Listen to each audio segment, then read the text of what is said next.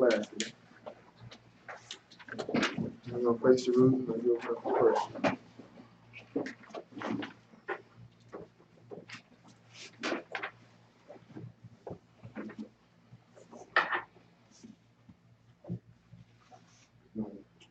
Our Father which art in heaven, Our Father which art in heaven, hallowed be thy name. hallowed be thy name. Thy kingdom come, Thy kingdom come, thy will be done in earth, thy will be done in earth, as it is in heaven. as it is in heaven. Give us this day our daily bread, Give us this day our daily bread, and forgive us our debts, and forgive us our debts, as we forgive our debtors. as we forgive our debtors. Lead us not into temptation, And lead us not into temptation, but deliver us from evil. but deliver us from evil. For thine is the kingdom, For thine is the kingdom, and the power, and the power, and the glory, and the glory, forever. forever. In Jesus' holy name. Praise the Lord. Praise the Lord. For he is good, For he is good, and his mercy endures forever. and his mercy endures forever. Praise the Lord God of Israel. Praise the Lord God of Israel. For he is good, For he is good, and his mercy endures forever. and his mercy endures forever. In Jesus' name we pray. In Jesus' name we pray. The Holy One of Israel. The Holy One of Israel, The King of Kings. the King of Kings, And the Lord of Lords. And Lord of Lords. The one true God. The one true God. And there is no other. And there is no other. Amen. Amen. Today's Psalms comes from Psalms 78, verses 1 through 7, and it reads, Give ear, O my people, to my law. Incline your ears to my words. I will open my mouth in a parable. I will utter dark sayings of old, which we have heard and known, and our fathers have told us. We will not hide them from their children, showing to the generation to come the praises of the Lord and his strength, and his wonderful works that he hath done. For he established the testimony in Jacob and appointed a law in Israel, which he commanded our fathers that they should make them known to their children. The generation to come might know them, even the children which should be born, who should arise and declare them to their children, that they might set their hope in God and not forget the works of God, but keep his commandments. I've read to you Psalm 78, verses 1 through 7. May the Lord add a blessing by the hearing, doing, and reading of his word. In Jesus' holy name we pray. Amen. Amen.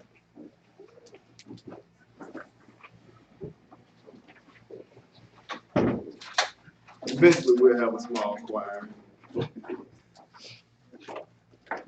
We started out in Atlanta the same way. Every week the Daniel would say we're gonna get a selection, and we didn't have nobody. We kept saying it over time. So now we got something going on. So that's how it's gonna be in Jacksonville. We ain't gonna have a selection from the choir yet because we ain't got none, but it's gonna come. So we're gonna get into the Word of God today. I'd like to say peace to everybody that's here. Everybody that's watching online, it's definitely a blessing to be here once again. And what we're gonna do today, we're gonna get into the Word. And as you can see from the title of the class, it's called God Truly Exists. Just look around. And one thing that led me to doing this class is because a few years ago, you guys may not be aware of him. Bill Nye the Science Guy and Ken Ham. He's supposed to be some guy that's involved with creationism and stuff like that. And of course, Bill Nye the Science Guy, he puts everything on science. And what that does is it takes away from the reality of God and there being someone that exists outside of us. And it brings, it actually makes light of what God has done. So when you have that, when you have theories like evolution, Darwinism, and that we came from monkeys and apes and all that type of stuff, it makes us, not really pay attention to what God has done and what he's going to do in the future. You think about it with yourself. You have to know, and you got to understand that, just you being able to breathe the breath of life, it got to come from somewhere. We see a cycle that goes on every day.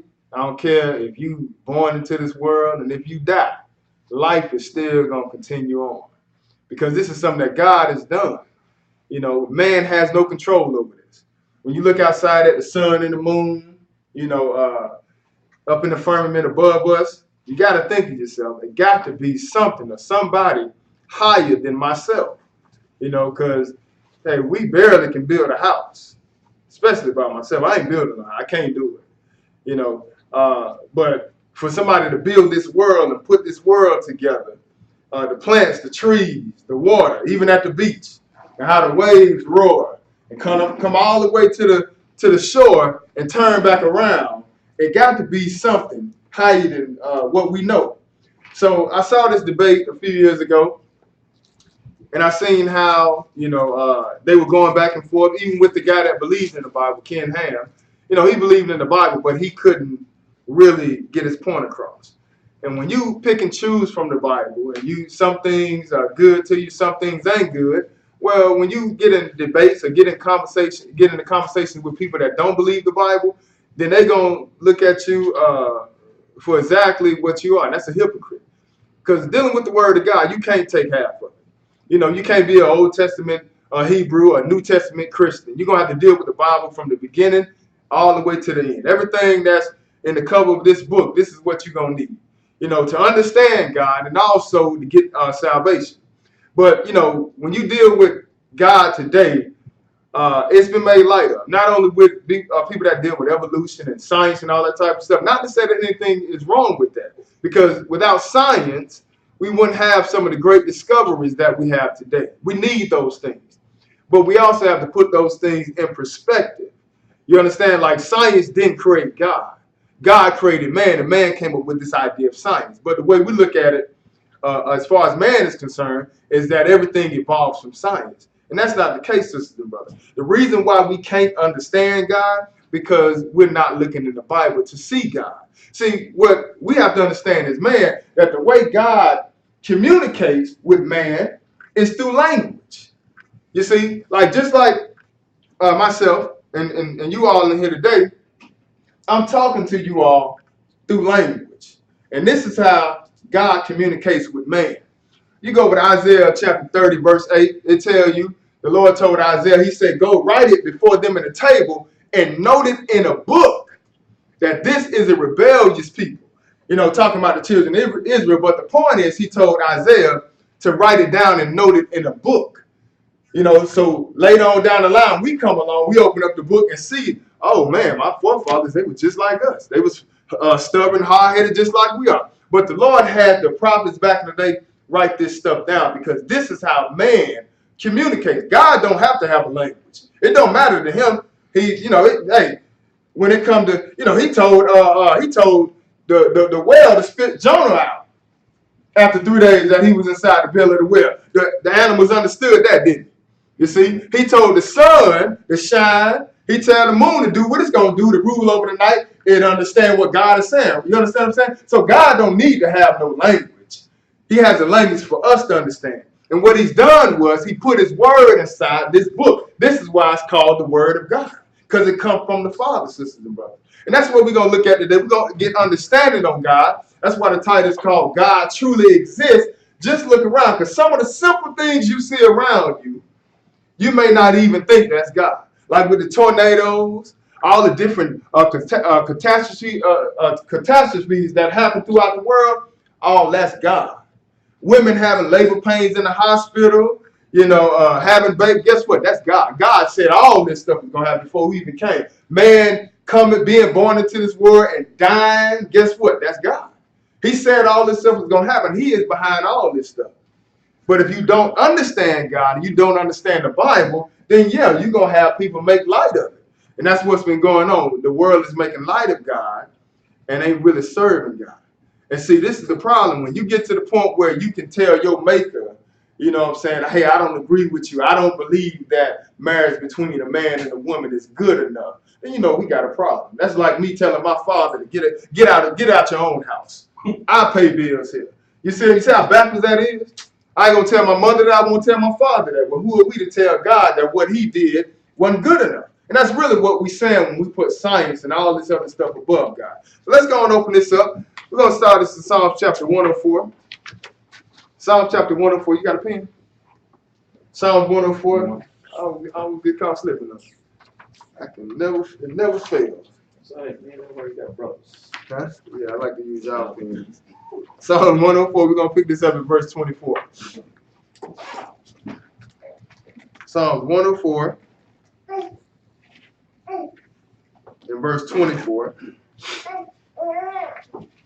When you get there, brother, go ahead and read. O Lord, how manifold are thy works, Uh-huh. and wisdom hast thou made them all. Uh-huh. So he's saying here, how manifold. In other words, the Lord got a lot of works that are surrounding us that we just don't see. But he's saying here, how manifold are thy works. Then he says what? In wisdom hast thou made them all. See, it wasn't just something that was created, some Big Bang theory. If you say it was a Big Bang theory, then, okay, everything just happened by chance, if that's the case. So it takes away all the credit from God that he actually took thousands of years to bring all this stuff into existence. It wasn't no Big Bang theory. I tell you here, it said what? It said, in wisdom hast thou made them all. All these manifold works around. Just look at the ocean. You know what I'm saying? Look at the trees. Look at the moon and the sun around you, the birds and the animals. Humans. Look at all this stuff. This stuff was created by wisdom, sisters and brothers. Go ahead and read, brother. What else? The earth is full of thy riches. And all you got to do is just look around.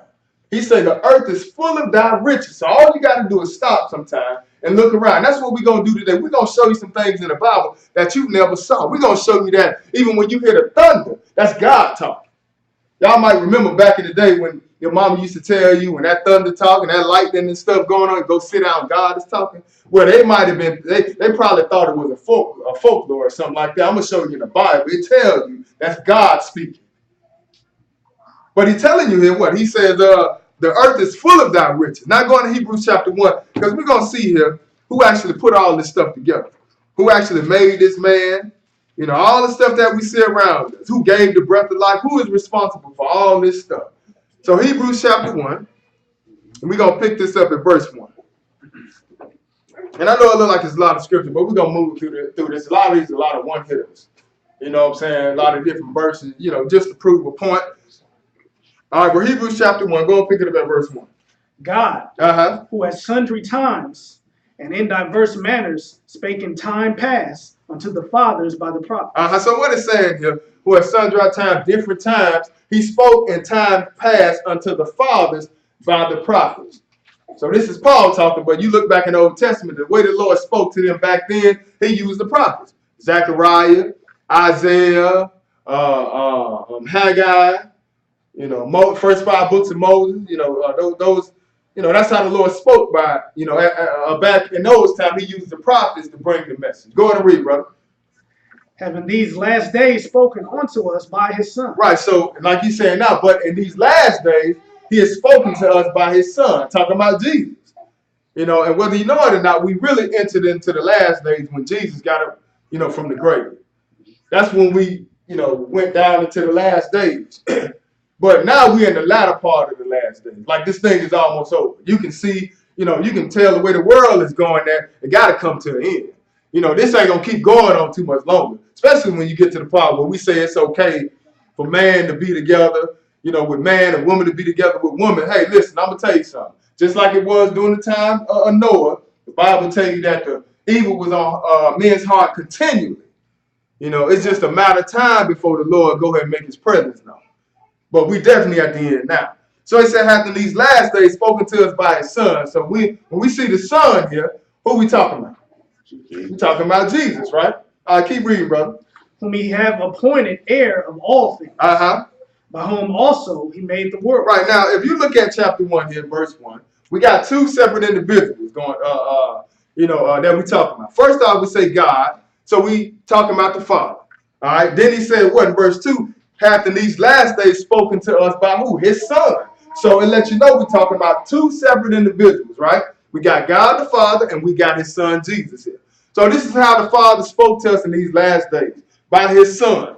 Then it says whom what? He hath appointed heir of all things, by whom also he did what? Also he made the world. Oh, okay. So by his son, talking about Jesus, he made the worlds.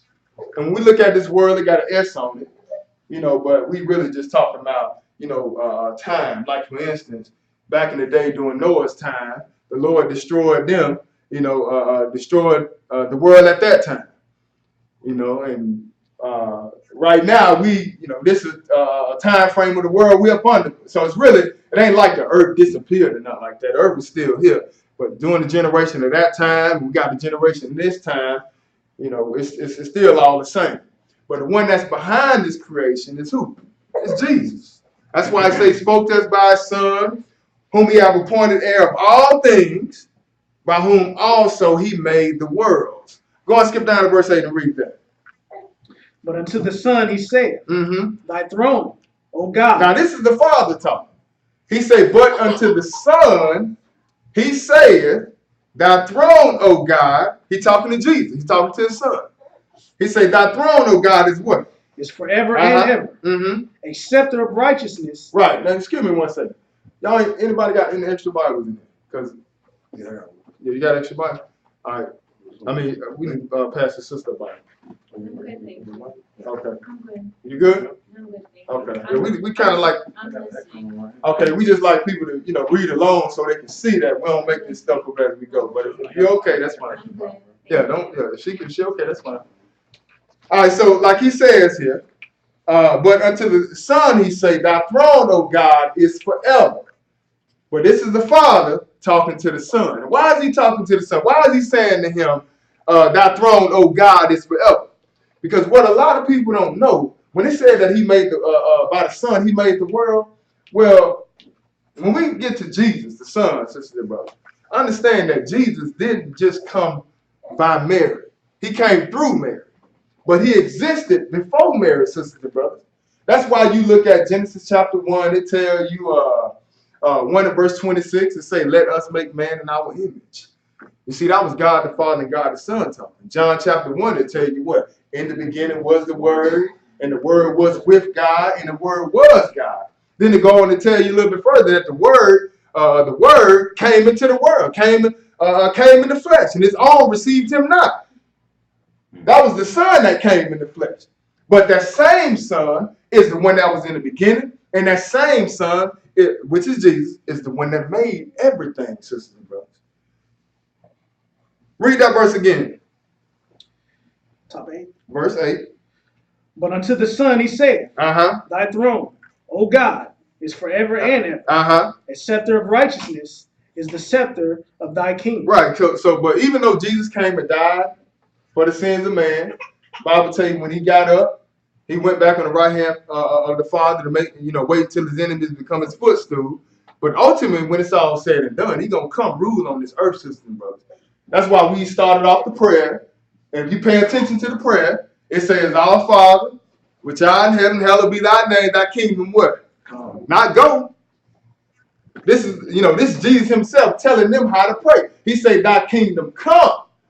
Because when it's all said and done, Jesus setting up his kingdom on this earth. This is why the Father telling him, he said what? But unto the Son, he say, Thy throne, O God, is forever and ever. A scepter of righteousness is a scepter of thy kingdom. Keep reading. Thou hast loved righteousness and hated iniquity. Therefore, God, even thy God. Right, so he say, therefore, God, even thy God, go ahead. Have anointed thee with the oil of gladness above thy fellows. That's right, because when Jesus got baptized, right after Jesus got baptized, what happened? The angel came down and anointed him. But his anointing was by who? By the Father. You see, this wasn't no normal anointing by some typical man. That's why he's saying here, he said, Thou hast loved righteousness and hated iniquity, talking about he hates sin. Therefore, God, even thy God, have anointed thee with the oil of gladness above thy fellows. So you look at Messiah, like I was telling y'all a few weeks ago, Messiah just means the anointed one. So this anointing that Jesus got, hey, this ain't the same anointing as everybody else. This is a different type of anointing right here. All right. But he said, you've been anointed. He anointed thee with the oil of gladness above thy fellows. Verse 10, it's still God talking to the Son. Go ahead, verse 10. And thou, Lord, in beginning has laid the foundation of the earth. Now notice what he said. He take it all the way back to Genesis. He said, and thou, Lord, still talking about Jesus. He said, has laid the foundation when?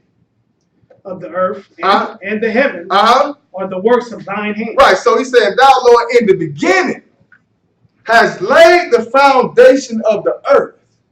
So who is this that laid the foundation of the earth in the beginning? It's Jesus, right? That's real simple. That's why we got to make sure we understand, when you dealing with Jesus and dealing with the Father, he put everything in perspective, sisters and brothers, because he's responsible for it all. We got people that have a problem with dealing with Jesus and stuff like that, think you can go straight to the Father and jump over Jesus. It don't work like that, sisters and brothers. You're going to have to deal with him sooner or later. So he said, thou, Lord, in the beginning hast laid the foundation of the earth, and the heavens are the works of thine hands. All right, but if you notice what it said here, right? It said the heavens. I got an S on it, right? Letting you know it's more than one heaven. You see? If it wasn't more than one heaven, then he'd say heaven. But he's going to say heavens throughout the Bible in several different places. But it lets you know it's more than one. Let's go a little bit further. Let's go over to Isaiah chapter 45. Isaiah chapter 45.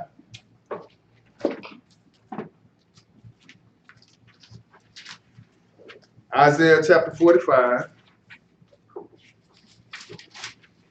It was him that laid the foundation of the earth, sisters and brothers.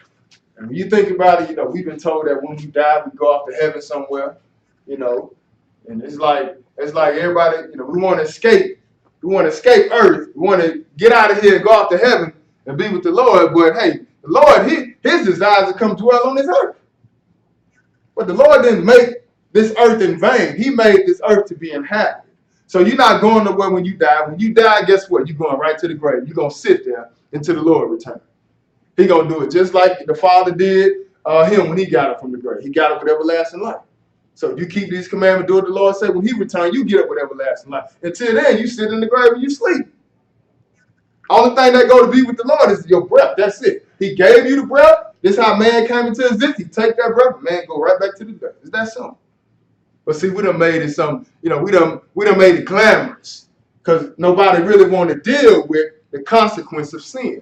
Bible tell you the wages of sin is death, sisters and brothers. So when you sin, you gotta die. It ain't your mama somewhere around, walking around, floating and tapping you on your shoulder in the middle of the night talking. No, she dead. Hey, I know it don't sound good. I have family members that have died. But it's better when you deal with the reality of it instead of trying to make it more than what it is, sisters and brothers. And we're going to show you that's what God said. He told Adam, the day you eat of the tree of knowledge of good and evil, you shall surely die. And Satan said, well, nah, you ain't going to die. You're going to be as gods, knowing good and evil.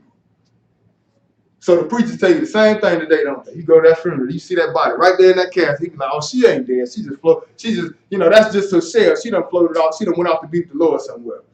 Well, that means she ain't dead. So somebody lying, either God lying or the preacher lying. One of the two. So Isaiah chapter 45, go and pick it up at verse 18. What that say, brother? For thus saith the Lord, that created the heaven. Right, so now we know who this is, right? Based on what we just saw in Hebrews, this is the Son that created this. He said, but thus saith the Lord that created the heavens. It got an S on it again, let you know it's more than one. Keep reading. God himself that formed the earth and made it. God himself that formed the earth and made it what? He have established it. He created it not in vain. He formed it to be inhabited. Now we're talking about the earth, right? He said he created it. He formed it not in vain. He created this earth to be inhabited, not Mars, not Pluto and Jupiter. I know they want to find life outside of Earth and all that type of stuff, but hey, the Lord said he created earth to be inhabited. But you just think about the mindset of man, I always want to get away from God. You ain't going to get away from God, sisters and brothers. You can't do it. That's your maker.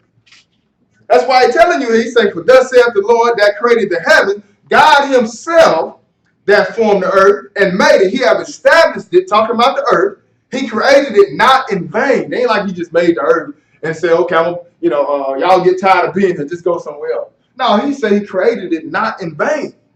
That means everything gonna happen on this earth. That's why he's bringing this kingdom to this earth, sisters and brothers. Everything gonna take place here. He said he established it. He created it not in vain. He did what?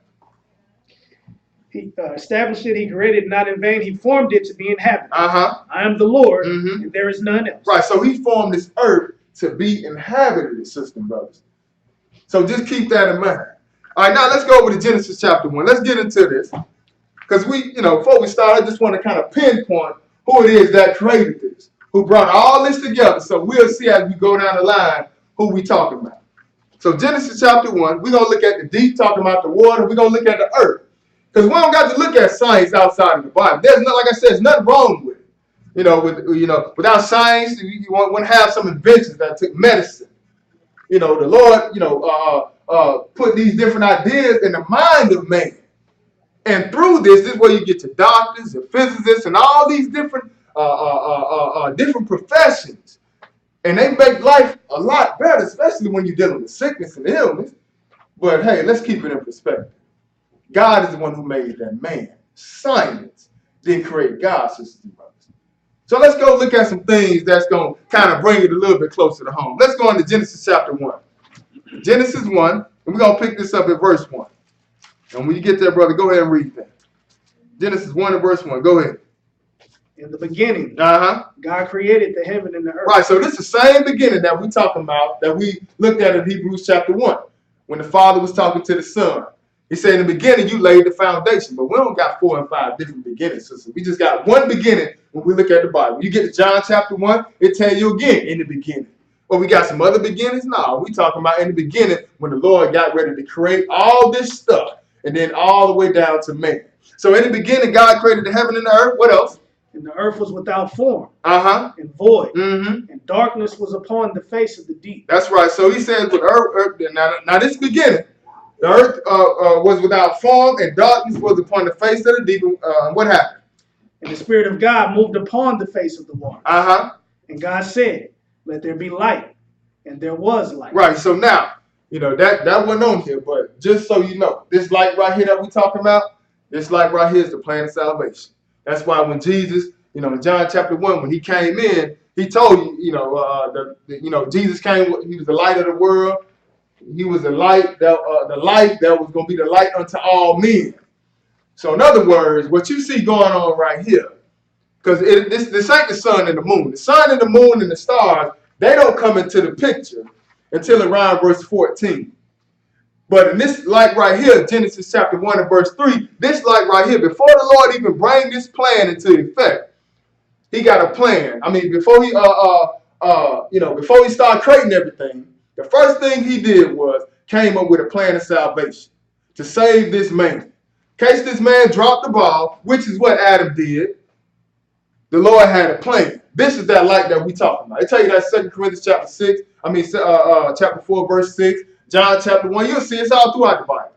That ain't the lesson today, though. The lesson today is we're looking at the physical things. All right? But skip down to verse, 6.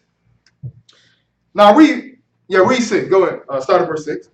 And God said, let there be a firmament in the midst of the water. Right, because what I want to show you in verse 2, it says, and the Spirit of God moved upon the face of the waters. All right? So now in verse 6 here, it says, and God said, let there be a firmament in the midst of the waters.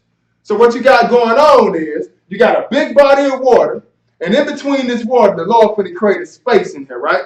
All right, so go ahead, and that's what we're going to see what this firmament is as we keep reading. He said, and God said, let there be a firmament in the midst of the waters, and what? And let it divide the waters from the water. Uh-huh, so you're going to have these waters divide one from another. Like, for instance, here.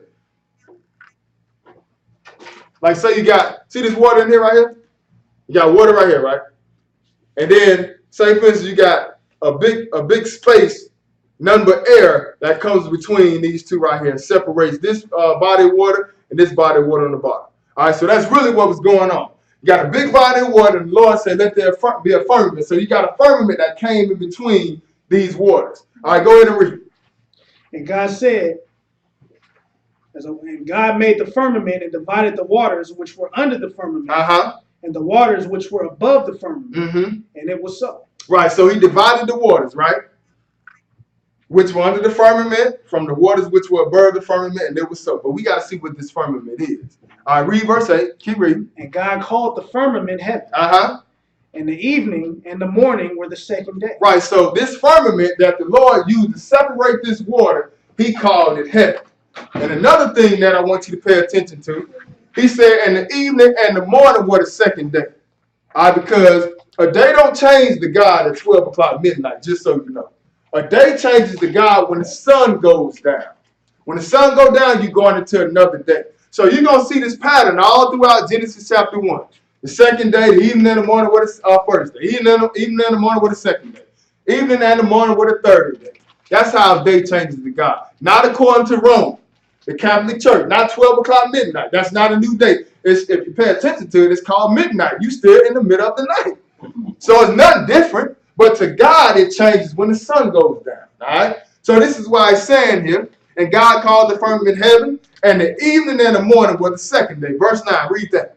And God said, let the waters under the heaven be gathered together onto one place. Now notice what he said here. He said, let the waters under the heaven be gathered unto one place. Go ahead and read. And let the dry land appear. Uh-huh. And it was so. And the dry land appeared, right? And it was so, right? What he called it? And God called the dry land earth. Wait a minute. He called the dry land what? Earth. Okay, so when you walk outside, a matter of fact, this building was, got a foundation below us, right? But that foundation was built on what? On earth, right? See, you're seeing God right in front of you, sisters and brothers. It's real simple, though. But the point is that he said what? He said he put a firmament between the waters, so you got some water up above us. Because, people like to say, well, it's water up in space. Yeah, it's water up in space. Because you had a big body of water that was separated. One body of the water went up. The other body of water went below the firmament, below the heavens. All right? And we're going to see that too. So he said God called the dry land earth. And what else? And land, and God called the dry land earth. Uh-huh.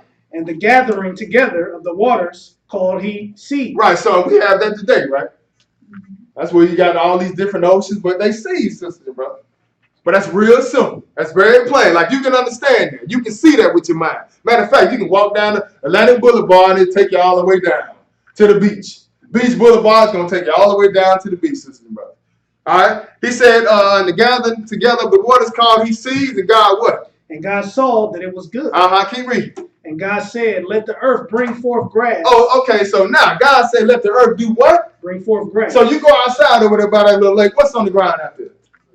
What? Don't be scared to say it now. What's outside over there? That's grass, ain't it? See how simple it is, right? We're going to show you even some more simple things. But just showing you God truly exists, all you got to do is look around. He said, God said, let the earth bring forth grass. What else? The herb yielding seed. Uh-huh. And the fruit tree yielding fruit after his kind. That's right. This is where you got all your peaches, your plums, all your different fruit that take place. God called this stuff a long time ago, sisters and brothers. But if you look at it, it still exists. Now, while we here, don't. When we die, guess what? They still going to be here. That water still going to be out there.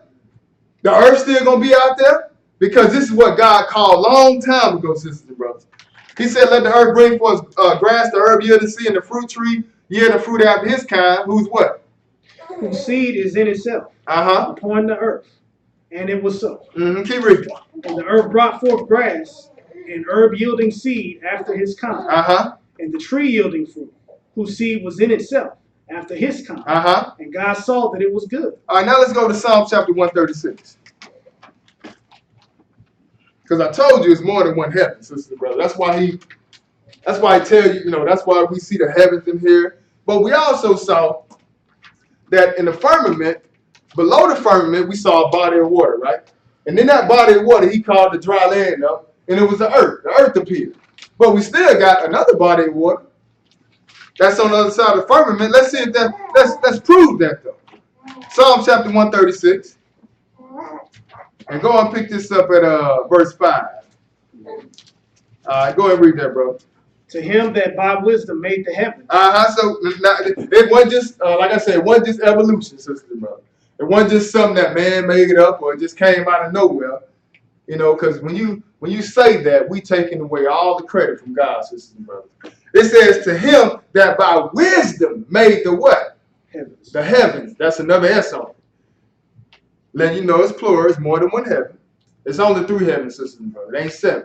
That's why Paul said, I knew a man in Christ. Out of body I cannot tell, in the body I can't tell, such a one caught up to the 3rd heaven. That's in 2 Corinthians chapter 12. He said to him that by wisdom made the heavens, for his mercy endureth forever. Verse 6. To him that stretcheth out the earth above the waters. Wait a minute. To him that stretched out the earth above what? Above the waters. Because we just saw what? That the waters came up. The earth came up from the water, sisters and brothers. That's why, you know, you hear people say these islands are sinking. They going like it's some amazing thing where the Lord called the islands up from out of the water anyway. That's why we just saw where he said, what, let the dry land appear. If it go back down, it's just going back to where it came from anyway. It was covered in water from the beginning. That's why you go down and you start digging. You start digging. You ain't gonna hit the lake of fire system. No, that ain't here right now. But you keep digging, what you gonna hit? You gonna hit some water. That's what you're going right down into it, because the Lord called the dry land to appear out of the water. So he said to him that stretched out the earth above the waters, what else? For his mercy endureth forever. Now let's go a little further. Let's go into 2 Peter chapter 2. 2 Peter chapter 3.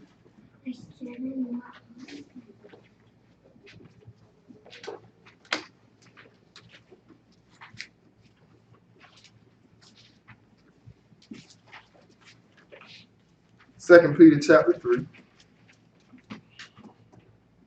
We're gonna pick this up at start at verse 3.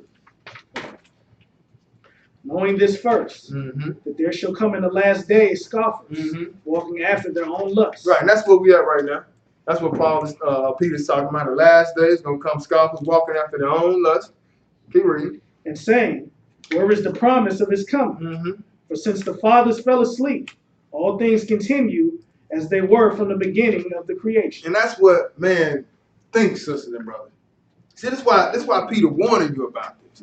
Because we're gonna get down in life, and it's gonna get to the place where things continue on. The Lord allowing things to continue to go on, and men gonna begin to get the mindset as if, well, God ain't gonna do nothing. You know, it's been like this forever. Y'all been saying forever that the Lord gonna come back. He ain't came back yet.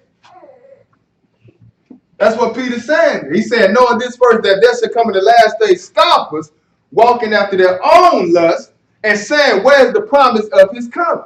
That's what we're dealing with today. That's why the world is going to hell in a handbasket like it is. Because we just don't believe that there's a God, sister, brother. He said, for since the fathers fell asleep, all things continue as they were from the beginning of the creation. So you go all the way back to Noah's time. They kind of got that same attitude. Lot's time, the same attitude. That's what we are right now, sisters, brother. You know, we've been hearing that the Lord gonna come back for so long. You know, I mean, I remember, like I tell y'all several times, we thought when the microwave came out, DVDs came out, that we was at the end of the world.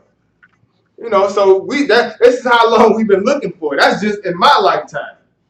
You know, but just think about 70 and 80 and 100 years ago. You know, this ain't the first time people done said, they've been saying this for years. But what happens is men have gotten complacent now. That's why the Bible tells you the Lord coming like a thief. He ain't coming like a thief to the ones that's paying attention, that's understanding, because he tell you, he show you a sign. You know, that's why I can tell you, we ain't got too much longer, sister and brother, because he put it in his word. But to everybody else, it's like a parable. Because you got to start keeping his commandments in order for you to understand his word. So he's saying, where's the promise of his coming? For since the fathers fell asleep, all things continue as they were from the beginning of the creation. For what? Verse 5. For this they willingly are ignorant of. That by the word of God the heavens were of old. That's right. By the word of God the heavens were of old. And we just saw some of those. We're going to keep looking at it. But he said by the word of God the heavens were of old. What else? And the earth standing out of the water and in the water. And the earth did what? Standing out of the water and in the water. And then we see that in Genesis. He called that water. He called that earth to come up out of the water, sisters and brothers. So he's saying the earth standing out of the water and in the water. Like I said, we just proved when we're looking at the deep and, you know, in the earth and see how these things came into effect. That way you will be able to see, like when you go out to the beach, you can say, oh man, so the Lord called earth to come up out of that water. Yes, he did, sisters and brothers. See, we don't got to look at science for that. If you believe in God, if you believe in the Bible, hey, the Bible tell you. Like I told you, God communicate with man through his word, sisters and brothers. This is what he gave. He gave you languages. As a matter of fact, he confused the languages at the time of Babel. We'll tell you that. So even all the way down the line, you see that men, what? We got different languages. But the Lord confused the languages back then. So you think the Lord can't communicate with man? This is what he gave man to communicate. It's called tongues or languages. You know, most of us have different tongues. Like you go to You go to Mexico, they're gonna have a different tongue, a different language. Or Spain. You know, you go to, hey, I go to Africa, they're gonna have a different tongue, a different language. That's all tongue means. It means language, sisters and brothers. It don't mean that you catch the Holy Ghost and start spitting and start saying, no, we just talking about talking in a different language. That's all we talking about. But God is the one that confused the tongue, sisters and brothers.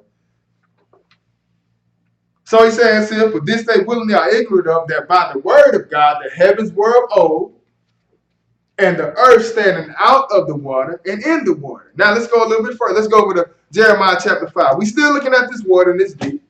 Jeremiah chapter 5.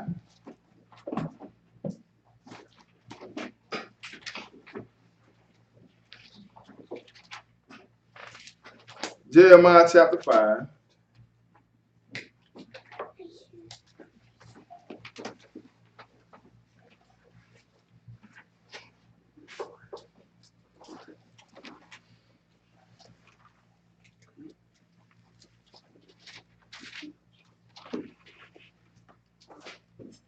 And pick this up at verse 19. Okay.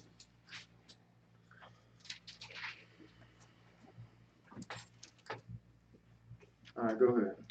And it shall come to pass, when ye shall say, wherefore doth the Lord our God all these things unto us? Mm-hmm. Then shalt thou answer them, like as ye have forsaken me, and served strange gods in your land. Mm-hmm. So shall ye serve strangers in a land that is not yours. Right, and this is what the Lord is saying to, speaking through the mouth of Jeremiah regarding the Hebrews, the Israelites. But they disobeyed God and the Lord sent them into captivity. That's how we end up over here today. Serving all these other gods. The Lord sent us into captivity by way of ships. That's why we're here. But he says it's going to come to pass when ye shall say, wherefore doth the Lord our God all these things unto us? Why the Lord doing this? Why we catching all this hell? Then what? Then shalt thou answer them, Uh-huh. like as ye have forsaken me, Mm-hmm. and served strange gods in your land. Right, because when we was in our land, hey, we had the true and living God. We didn't have to serve all these other gods. But the Lord is telling them, he said, what? Like as you have forsaken me and served strange gods in your land, talking about Israel.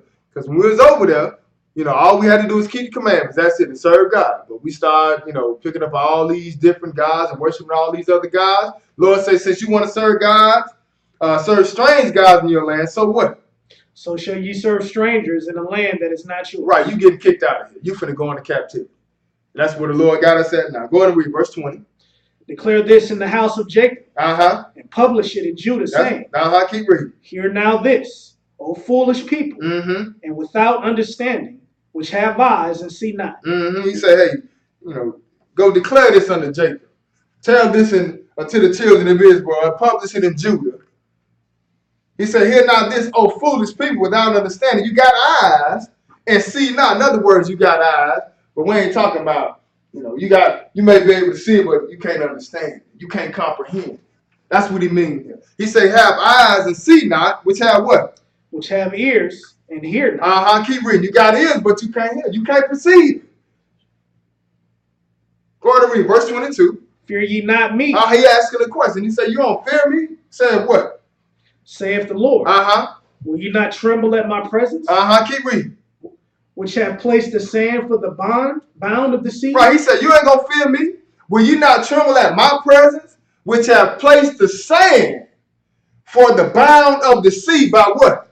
By a perpetual decree. Just for a few years, brother Cam. A perpetual He decree. said perpetual. You know what perpetual means? That means forever. He said, I placed the sand for a bound of the sea, sisters and brothers. In other words, when them waves sitting out there roaring and coming all the way up, they got a place where they're going to stop at. That's why they ain't going to come past that sand. Because the Lord is the one that called it. See, you ain't got to go outside the world. It's in your face, sisters and brothers. He said, what? Will you not tremble at my presence, which have placed the sand for the bound of the sea for a perpetual degree? Whether you here or gone, them waves going to do what they do, and they going to stop at the bound of the sea. The Lord got a place where he commanded them to stop at, sisters and brothers. Keep reading, brother. That it cannot pass. See, he can't go past it. That's how I remember I say to myself when I was a kid, I used to go out to the beach, because I'm from Jacksonville, so, we used to go out there all the time coming up. And I used to always wonder, how is it that these waves, they they turn, but they come all the way to the shore and they stop and go back. I always wondered. Now I got it. I ain't have to go ask Bill now. I look right in the Bible. It tell you. He said what? Which have placed the sand for the bound of the sea by a perpetual degree, and what else? That it cannot pass it, and what else? And though the waves thereof toss themselves, yet can they not prevail? That's right. He said, though the waves thereof toss themselves, yet can they not prevail. What else?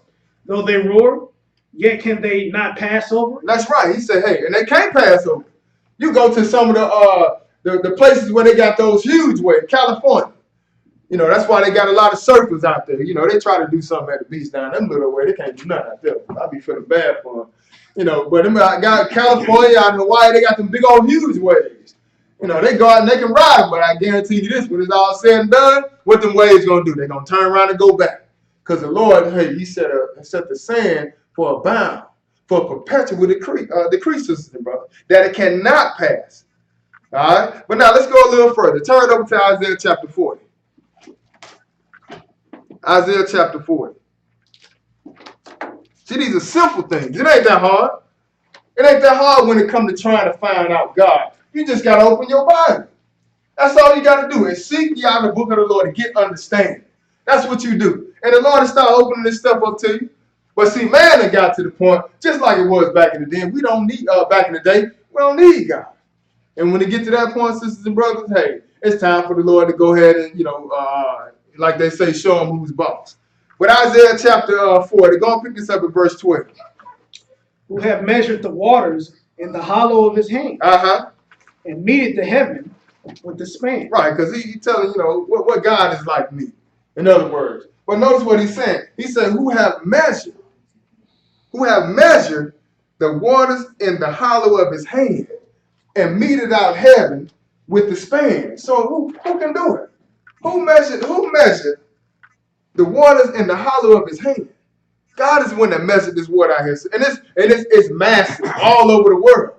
But the question being here, who have measured the waters in the hollow of his hand and meted out heaven with the span? And what else? And comprehended the dust of the earth in a measure. Right, because he's using this to show, man, like, who y'all think y'all are, man? Like, do y'all understand who y'all messing with? He said, and what? Who has comprehended the dust of the earth in a measure, and did what else? And weighed the mountains in a scale. And weighed the mountains in a scale.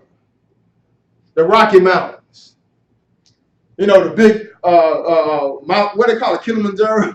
Mm-hmm. All these huge mountains around the world, even the biggest ones. He said, who and what? Who have weighed the mountains in the scales, and what else? And the hills in the mountains. Keep reading. Who have directed the Spirit of the Lord. Right. Or being his counselor, have taught him. Right, so who taught God? Who taught God? Like, just think about that. Who taught God? Who sat down and said, well, Lord, you need to make Brother Nate this way. Brother Tony, he needs some hands. He needs some fingernails and, need to put a tongue in his mouth so he can eat and taste. Who did that? Who taught God? That's what you got to think about. So this is what God is saying himself, since man gets so puffed up. Because sometimes we get we get away from that. It's like you the created one, sisters and brothers, and you talking crazy to the creator. That don't make sense. Who have directed the Spirit of the Lord, or being his counselor, have taught him, verse 14. With whom took he counsel. And who instructed him. That's right, keep reading. And taught him in the path of judgment. And taught him knowledge. And showed to him the way of understanding. That's right. You say what? Think about it. Who taught him? Who told the Lord? Who showed the Lord the way of understanding? Nobody.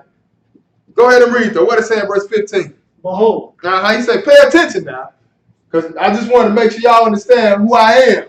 He say, behold what? The nations are as a drop of a bucket. That's right. You ain't nothing to God.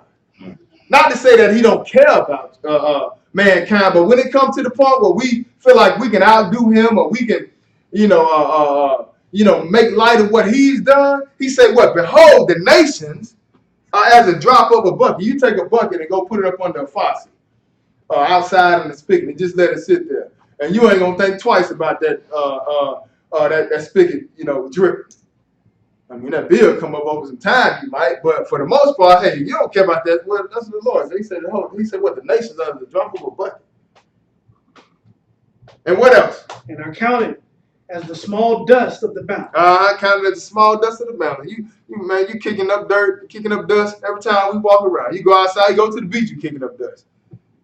Walking through your house, you might be kicking up dust, depending on if you clean it or not. The point is, you kicking up dust, and it don't matter to you. He said, behold, the nations are a drop of a bucket, and are counted as the small dust of the balance. What else? Behold, he taketh up the isles, The isles. as a very little thing. Go and skip down to verse 18 and read that. To whom then will ye liken God? So think about it. He said, so who you going to compare me to, in other words? He said, to whom then will you liken God? Who is he like? Is he like Buddha? Is he like Muhammad? All Buddha do is sit there and you rub his belly and you try to get some love. What Muhammad do? Muhammad, matter of fact, that God Allah, well, if he sent a prophet named Muhammad, well, Muhammad used the Bible, sisters and brothers. I done seen Farrakhan so many times get up and all he do is make reference to the Bible. Don't even use the Quran, which is a joke in the first place. I got one in my bag. You want to see it? I show you comparisons. I believe I got the paperwork to show you where they don't match up at all. But the point is, even they God tells you to deal with Jesus. And this is the one that we're reading about right now. He says, what, to whom then will you liken God? Or what else? Or what likeness will ye compare unto him? Right, who you going to compare him to? Go ahead and read, brother. The workman melteth a graven image, And the goldsmith spreaded it over with gold, and casteth silver chains. That's right, keep reading. He that is so impoverished that he have no oblation, chooseth a tree that will not rot. That's right. Hey, you got somebody, you got a workman, he go out there, he melt him a graven image. He make his own graven image. And he said the goldsmith, he spread it over with gold, and he cast the silver chains. Then he said, but the poor man, the one he ain't got no money, he gonna get him a God too. See, the rich and the poor is just alike, sister, but whether you know it or not, everybody, inside of them got a mechanism where they want to serve God. They just don't know what God they're supposed to be serving. But that's why I'm telling you here, he said the workman, he made a graven image, and the goldsmith spread it over with gold and cast the silver chain. He that is so impoverished that he have no oblation, he ain't got no money, he ain't got no sacrifice. So what he gonna do? Read that last part again. Choose a tree that will not rot, and what else? He seeketh unto him a cunning workman. Right, so he tried to go find him a workman that what? To prepare a graven image. So he got him a tree and he asked somebody, can you make this into a graven image for me? He ain't got no money, but hey, both are alike, the rich man and the poor man. He said he's so impoverished that he have no oblation, he choose a tree that will not rot. He seek unto him a cunning workman to prepare a graven image that should not be moved. Go ahead and read. Have you not known? Have you not heard? Have it not been told you from the beginning?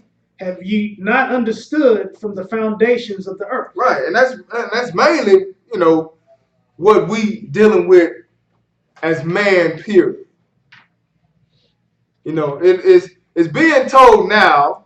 It ain't really, it's not really being told wholesale worldwide because it's just so many people here, but it's slowly getting out. But the point is that, hey, for the most part, people ain't paying attention. It's here. It's in the Bible. He asking you, he said, have you not known, have you not heard, have it not been told you from the beginning? Have you not understood from the foundations of the earth that what? It is he that sitteth upon the circle of the earth. It is he that sitteth upon the flat earth. It is he that sitteth upon the circle of the earth. Hey, so you want to know how the earth shaped? There you go, right there. You ain't even got to get into the argument. The flat earth. They all maybe fight on Facebook about the earth being flat and all that. Listen, hey, I don't know. You got to do something with this. You got to do something with this. It say what? Have you not known? Have you not heard? Have it not been told you from the beginning? Have you not understood from the foundation of the earth? It is he that sit upon the what? The circle of the earth. So you don't got to get off and all that type of stuff. I mean, it's simple. It's right in front of you, sisters and brothers. It said it is he that sit upon the circle of the earth. And what else? And the inhabitants thereof are as grass. Oh, so hey, I ride over them every day, sisters and brothers. I ain't gonna lie. I be out there cutting their grass, and I see them grass out, they run right over. Well, this is how the Lord say he feel about the inhabitants of the earth. Like I said, not to say that he don't care about man, but he just showing you how to put things in perspective. You ain't finna disrespect me. I created all this stuff. And when it's all said and done, I'll kill you, and I can start all over. It don't matter to me. It is he that sit upon the circle of the earth, and the inhabitants thereof are as grasshoppers that do what? That stretcheth out the heavens as a curtain. Oh, notice what he say. He say he stretch out the heavens as a curtain, right? It's just like you do in your house. You go, as a matter of fact, people, curtains is big business. I remember back in the day, my parents got a house built off Dunn Avenue before it turned into what it is now. One of the things they was doing before before we moved into the house, they was always looking for, the curtains and the blinds and all that type of stuff. But if you don't pay attention to it, man does things just like God does. We just don't, we really don't pay it no attention. He's saying here what? It is he that stretch out the heavens as a curtain and spread them out what? And spreadeth them out as a tent to dwell in. Right, so hey, and just like you in your house, do the same exact thing. You dwell in your house, you got your curtains and everything. Hey, you got your carpet down there, just like the Lord got the grass. See, man don't even pay this stuff attention. You acting just like him. You made him in his image system. But you don't pay, it's the simple things that you're missing. Because we're looking for something deeper than what it is. We can't just be satisfied with the word of God. We got to go, I need to get the word in Aramaic. You can't even understand English. Why you got to go get another language? I need Hebrew. That ain't Hebrew first, though. It's called Yiddish. But the point is, why you got to go get something else when the Lord gave it to you in the language where you at? You in America, the king's language for the most part throughout the whole world is English. So understand in this language. We try to make things deeper than what it is. Bible tell you something about what Paul tell you about in 1 Corinthians, I think 2 Corinthians, about what? The simplicity in Christ. It's real simple with God. All right, so now let's go a little further. Is that it on that, brother? Yeah, that's it. Let's go over to Genesis chapter 1. Genesis chapter 1. Let's go back over there. Now let's go look at these lights in the firmament. Genesis chapter 1.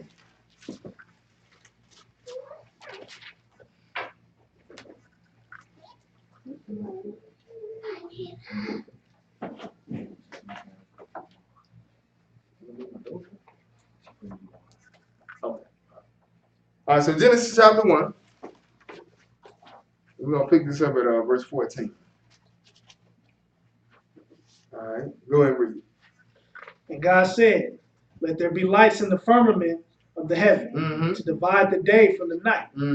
And let them be for signs and for seasons and for days and years. Okay, so now, like we saw in verse 3, we saw a light, right? And like I was telling you, this light that was in 3, that's not the same light as what we see in verse 14.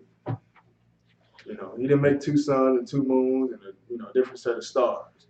The one that's in verse 3, that's strictly dealing with the plan of salvation. It's light that's going to save this man in case he dropped the ball, which is exactly what happened. So we need that light. We need that plan to take effect. All right, and that's what the Lord did. He started off with a plan. Before he started, creating this thing, he had a plan, to save this man. All right, and that's where Jesus come into the picture. That's why Revelation, I think, chapter 13, verse 9, lets you know that Jesus, the Lamb was slain from the foundation of the world. So before the world even began, Jesus was set to come and die in case man dropped the ball, which is what happened. So, hey, we had to have this plan go ahead and take effect. Revelation 13, it let you know, you'll see it. 8 or 9, whatever. But this light we're looking at right now, we actually looking at, going to get into the firmament, the sun, what's in the firmament. Because remember now, you had a firmament that separated the waters from the waters. And that firmament also was called heaven, right? Y'all remember that, right? All right, so now, let's see what's inside this firmament. Because remember, I told you, you got more than one heaven. But let's see what's inside this particular heaven. All right, so read 14 from the top again. And God said, let there be lights in the firmament of the heaven to divide the day from the night. And let them be for signs and for seasons and for days and years. Okay, so now, in the firmament above the water that's on the ground and below the water that's above us, he said, we're going to have some lights. And these lights going to be in the heaven to divide the day from the night. And let them be for signs and for seasons and for days and years, right? All right, go ahead and read verse 15. And let them be for lights in the firmament of the heaven to give light upon the earth. Right, so he said, let them be for lights in the firmament of the heaven to do what? To give light upon the earth, right? Okay, so now, we're going to see what this is.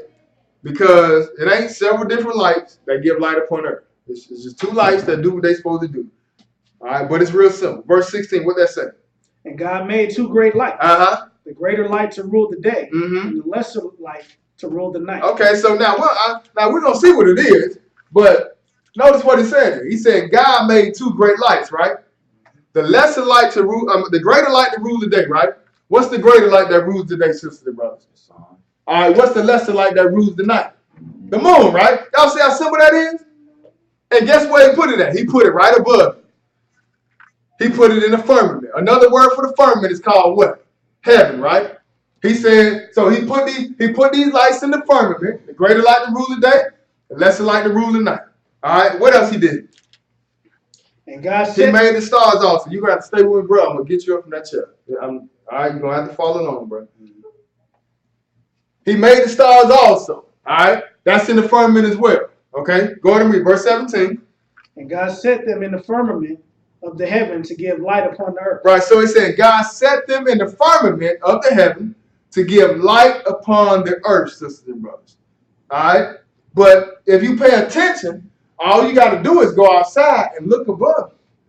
You're going to see the sun out there. When the sun go down this evening, you're going to see the moon outside, correct? Right. And in the evening, when you see the moon, you also going to see the stars. That's a heaven, sisters and brothers. But that's not heaven where the Father and Son at. Because remember now, it's three heavens. That's why we saw he made the heavens. That's a heaven, though. Another, because remember, you go back to Genesis 1 and verse 8, he called it the firmament. Then he tell you what the firmament, he said he called the firmament heaven. Now we're looking to see what he put inside this heaven. He put the sun, moon, and stars there, sisters and brothers. All right? But when you get in the airplane, you up in that heaven. When you get up in the off the earth, get into the air, you flying in that heaven. But guess what? You come right back down. You know, you have some people say that man went to the moon. That's hard for me to believe. Hey, they say they did, but like I say, it's hard for me to believe. Because like the example I give is, if it's hard for me to put touch a light bulb, and it burns up, I'm definitely not going to be able to stand on top of a moon that light up the earth at nighttime. How can you stand on that? But if you did stand on the moon, you definitely ain't going to stand on no sun. I guarantee you that. But like I said, it's hard for me to believe that anyway. All right? But he said, God set them in the firmament of the heaven to give light upon the earth. Right? Go ahead and read verse 18. And to rule over the day and over the night, and to divide the light from the darkness. And God saw that it was good. Right, God saw that it was good. Now let's look at this. Go on to Psalm chapter 136. Psalm chapter 136. And while we're over in Psalms, I want to show you something because I had it in my class. Because what we saw some waters that were above the firmament. So in other words, it's some water above the sun and the moon and the stars. Because remember now, the firmament is what separated the water that's on this earth and the water that's up above, right? And now, before we read Psalm 136, let's just prove that. Psalm chapter 148, and let's pick this up at verse 1. Psalm 148 and verse 1.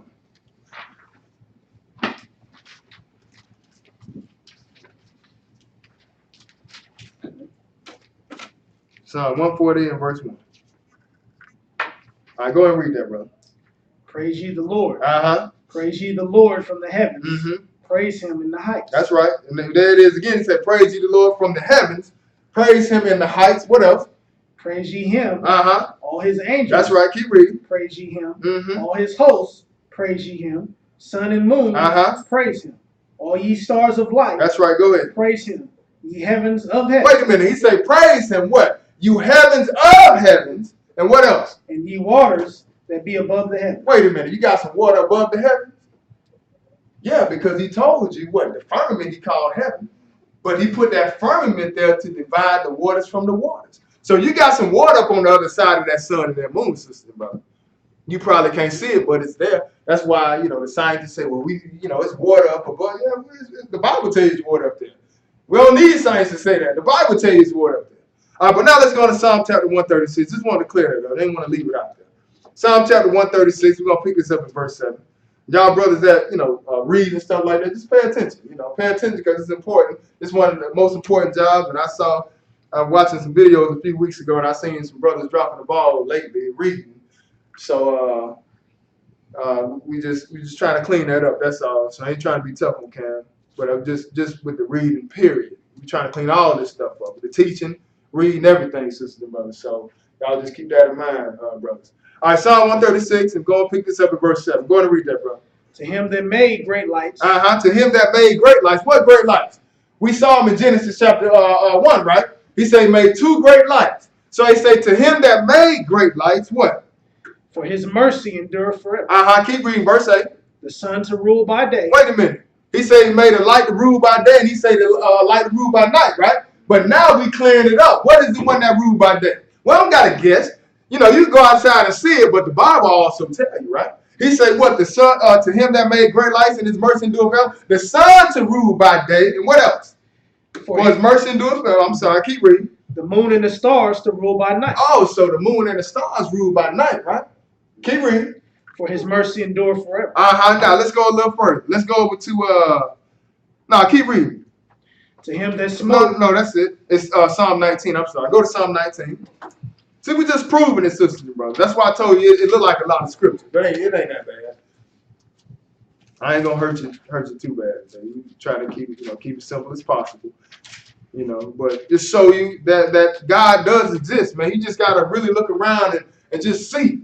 Sometimes you just gotta stop and just pay attention to all the stuff that's right. Like when we first started, he said how manifold is his works, man. All this stuff is around. You just gotta pay attention to it.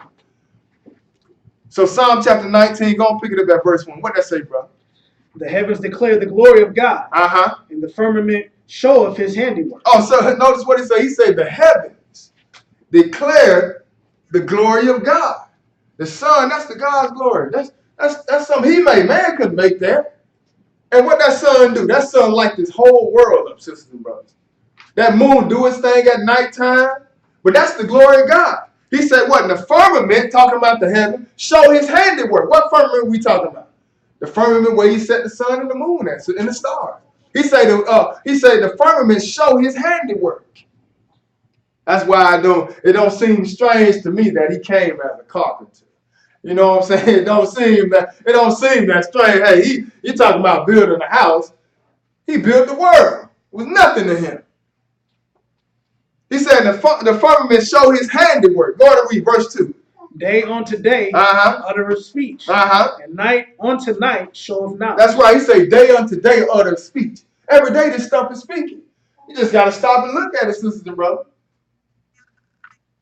He said day unto day uttereth speech, and night unto night showeth knowledge. Every day we go out there, we get up in the morning. Hey, it happens so much that if it don't happen, you would think something wrong. You don't get up in the morning, don't see the sun come up. It's a problem.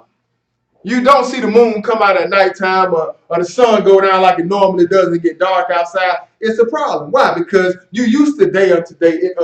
You used to it's doing its job every day. You used to the sun coming up every day. You used to the moon coming up when the sun go down every day. That's why I'm telling you. He said what? Day unto day utter speech, and night unto night show of knowledge. Go ahead and read verse 3.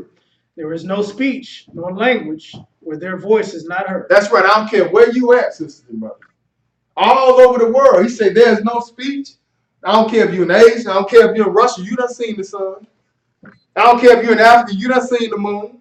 That's why we had a drought in Georgia last year. It was bad. They had a drought in California. Why? Because you seeing the sun. You seeing it. It's speaking. I don't care where you at. Droughts over in Africa. Floods, rain, all that type of stuff. The moon, you see it all the time, sisters and brothers. You ain't got to go outside the Bible. There's no speech, no language where their voice is not heard. Verse 4, go ahead. The line is going out through all the earth. And their words to the end of the world. Everybody see it. Go ahead and read.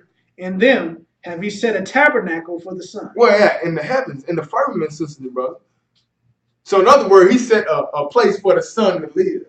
In the firmament. That's where it lives. Every day you go outside, it come up. You see it where? It's in his tabernacle. He said he had what? And then hath he set a tabernacle for the sun. Go ahead and read verse 5. which is as a bridegroom coming out of his chamber, Uh-huh. and rejoiceth as a strong man to run a race. Right, because that's the Lord's glory. The sun don't mind doing his job.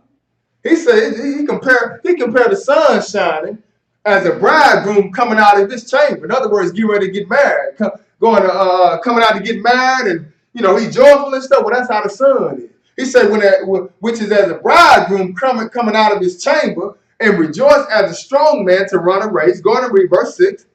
His going forth is from the end of heaven, Uh-huh. and his circuit unto the ends of it. That's right. Keep reading. And there is nothing hid from the heat thereof. That's right. So you can't hide from it, sisters and brothers.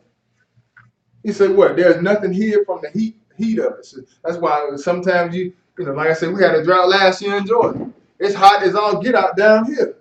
A few weeks ago, it's burning up down here, boy. I came down here and I asked my uncle, I said, boy, what the oxygen at down here, man? But you can't hide from it. I don't care where you at. Now some places may not get it. We talk about Alaska and stuff like that. But for the most part, hey, the majority of the world see the sun. All right, for the most part. And the moon. But you might have some places that experience daytime a little longer, like they say in Alaska, and nighttime a little longer. Hey, they say 6 months on each end. I don't know. I ain't never been there. That's what they say. I had a friend, one of the brothers that used to been in the military over there. He said that's how it is. So, but he said, maybe 6 months sunny out and then 6 months dark. But regardless, they still experience the sun and the moon. All right. So that's why he's telling you his going forth is from the end of the heaven, and his circuit talking about the sun unto the ends of it, and there's nothing hid from the heat thereof. All right, but now let's go a little bit further, because we're just looking at the lights in the firmament. Let's go over to Psalm chapter 104 and verse 19. Psalms 104 and verse 19.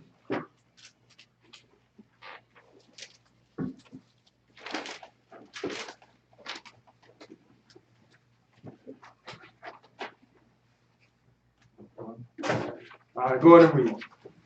He appointed the moon for seasons. He did what? He appointed the moon for seasons. That's how you get your. This is how you get your season and stuff by the moon. What the cycle of the moon does, sisters and brothers. Not the sun. Not the sun. The sun is basically used to determine your days. Now you got 7 suns, but you got a week. All right. But the moon is what determines your seasons. That's where you get the word month from. From moon. But this is what the Bible is telling you. He appointed the moon for seasons. What else? The sun knoweth his going down. Right, but this is what like we saw in Genesis chapter 1. He said he put 2 great lights in the firmament. He appointed them for signs and for seasons and for days and for years. The sun is what gives you your days, sisters and brothers. The moon is what gives you your seasons. You get 12 new moons. What you got? You going into a new year, for the most part, right? But that's something we understand. We can comprehend that. You get 7 suns. Hey, the sun go down, you go into a new day. You can comprehend that. He said they for signs and for seasons and for days and for years, sisters and brothers. That's real simple. You seeing God. You should look around. Let's go a little further. Let's go over to Deuteronomy chapter 32.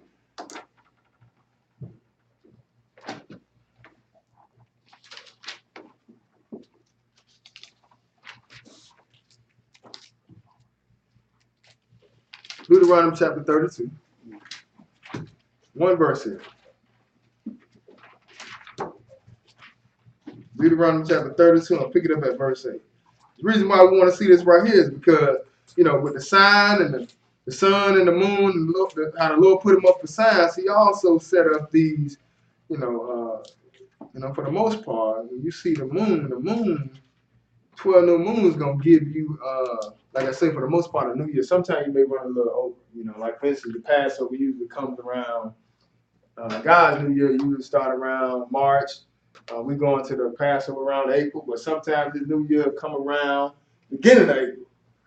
We end up doing Passover, around a little bit later in April. It depends. It depends on the Lord's New Year, but for the most part, it's gonna be it's gonna be a 12. But what did he get 12 from? He just pulled it out of nowhere. Let's see, Deuteronomy 32 and verse 8. Go and read that, brother.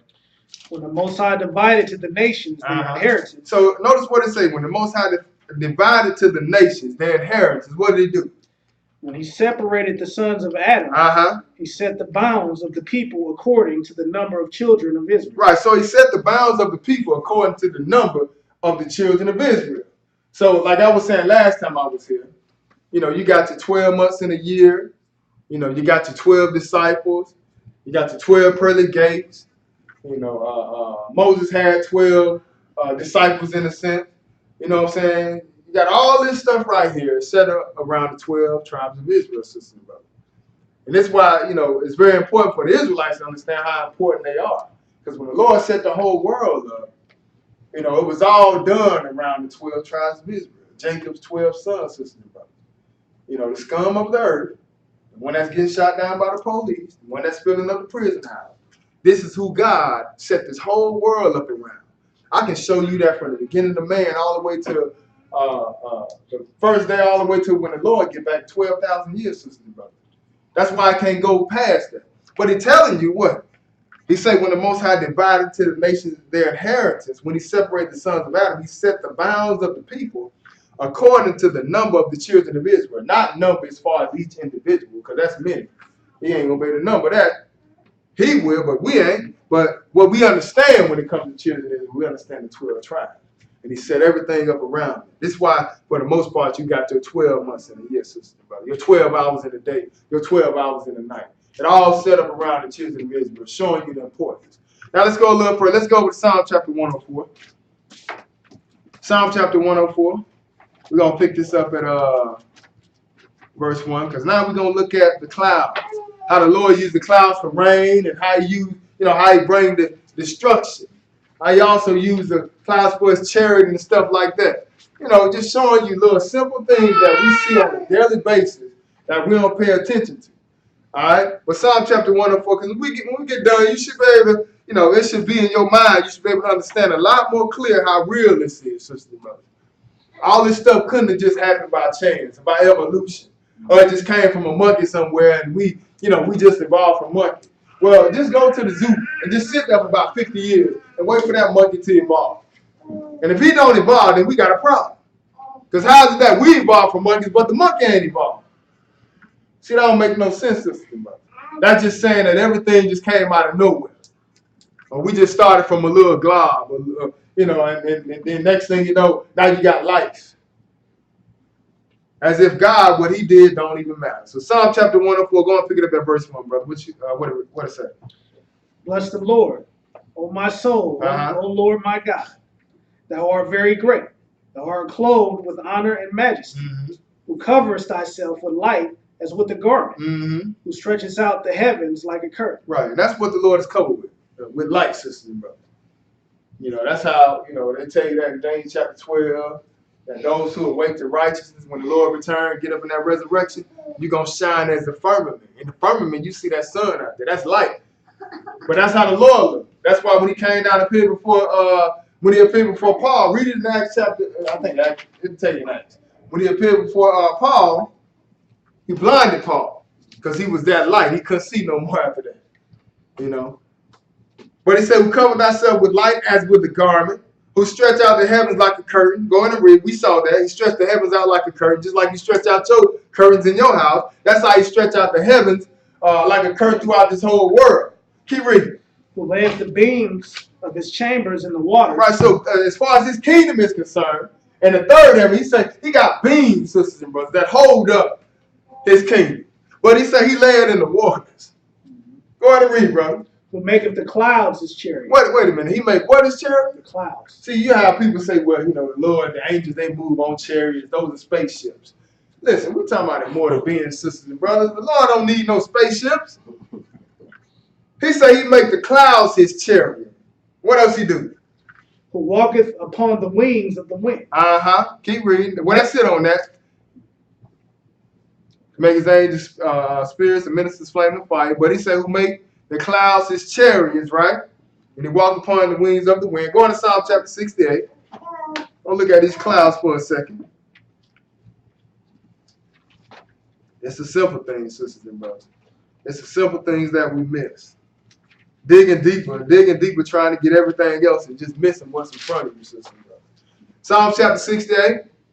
We're going to pick this up at verse 32. Psalm 68 and verse 32. When you get that, go and read that. Sing unto God, Uh-huh. ye kingdoms of the earth. Mm-hmm. O sing praises unto the Lord, Selah. Uh-huh. To him that rideth upon the heavens of heavens, Mm-hmm. which were of old. Right, so it tells you where the Lord dwells at, right? He said he ride upon the heaven of heavens. Let me just explain something to you. So to be a little bit clear to you, sister, brother. When the Bible tells you, like even when Paul said, I knew a man in Christ about 14 years ago. I think it's 2 Corinthians chapter 12. Yeah, 2 Corinthians 12. And he says, such a man, I knew it, called him to the third heaven. Well, he's saying third heaven, and the Bible's saying heaven of heavens, because it's three heavens, sister and brother. One heaven is earth. All right? Another heaven is a firmament where the sun and moon reside. And the other heaven is on that on the other side of that body of water. That's on the other side of the firmament. That's a heaven on the other side. And that's where the Father and the Son dwell at. So when you die, you're not going past that big body of water up there, okay? All right? You're going in the grave. That's where we came from. No man has been up to heaven. No man has seen the Father at any time. Only one that came from heaven is the one that went back to heaven. That's Jesus. That's where he came from, sister and brother. All right? So when it's saying here, to him that ride upon the heavens of heavens, which were of old, keep reading. Which were of old. I already read that, brother, so you got to follow me, brother Cameron. Okay. Go ahead and read, bro. Lo, Uh-huh. he doth send out his voice, Uh-huh. and that a mighty voice. That's right. Keep reading, verse 34. Ascribe ye strength unto God. Uh-huh. His excellency is over Israel. Mm-hmm. His strength is in the clouds. Wait a minute. Where's his strength at? Is in the clouds. His strength is in the clouds, sisters and brothers. And we're going to look at some things to show you that his strength is in the clouds. Because, see, we missing Jesus. We missing God, Hey, he show you his anger. You see how the Lord get down, but all you got to do is just pay attention to how he moved throughout these clouds. So he say here, ascribe ye strength unto God. His excellency is over Israel, and his strength is in the clouds, right? All right, so now let's go a little further. Let's go over to Job chapter 37. Job chapter 37.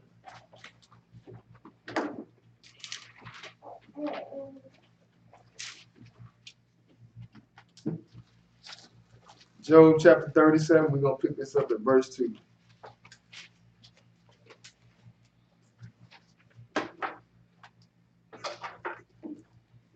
Job 37 and verse 2. You get it, brother, you go ahead and read it.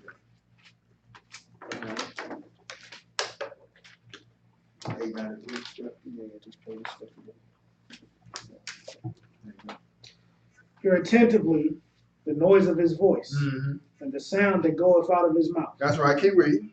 He directeth it under the whole heaven, Uh-huh. and his lightning onto the ends of the earth. All right, so now just pay attention to what's going on here, right? It says, hear attentively the noise of his voice and the sound that go out of his mouth. Now, we're talking about the Lord. It said he directed under the whole heaven, right? Talking about he directed his voice under the whole heaven. What else? Go on and read. After it, a voice roareth. Uh-huh. He thundereth with the voice of his excellency. Right, so he said he directed under the whole heaven, talking about hear attentive, verse 2, hear attentively the noise of his voice, right? That's what we talking about. We talking about his voice, right? Because we getting understanding on how he speaks. So he said, hear attentively the noise of his voice and the sound that goeth out of his mouth. He directed, talking about his voice, under the whole heaven, and his lightning unto the ends of the earth. So we see that lightning come, right? Then what happened after the lightning come? Read beginning to verse 4 again, brother. After it, a voice roared. Right, so after that lightning hit, then a voice roared, right? What is that voice that roared? Read that. He thundereth with the voice of his excellency. Oh, you see God talking, don't you? Do you remember like I told you back in the day, they used to say, hey, God is talking, go sit down somewhere, don't move. Yeah, that is God talking for real. We reading about it. But you ain't gotta be up in arms with yourself trying to figure out things. He got it real simple. It's right here. Matter of fact, they tell you how to count how far a storm is. You see the lightning hit, they tell you to count 1 Mississippi, 2 Mississippi, 3 Mississippi. And when you hear that thunder, you know how far the storm's away. But you know, just by that alone, it's showing you that this is the order that it happens. That lightning hit first. That's why it said in verse 3, he directed on the whole heaven and his lightning unto the ends of the earth. So the lightning come first. Then it say after it, after what? After the lightning, a voice roared. He thundered with the voice of his excellency. And what else? And he will not stay them when his voice is heard. That's right. Read verse 5. God thundereth marvelously with his voice. He do what now? God thundereth marvelously with his voice. So when y'all hear that thunder outside, who is that talking, sisters and brothers? The Lord. That's the Lord, ain't it? They say he thundered marvelously with what? With his voice, right?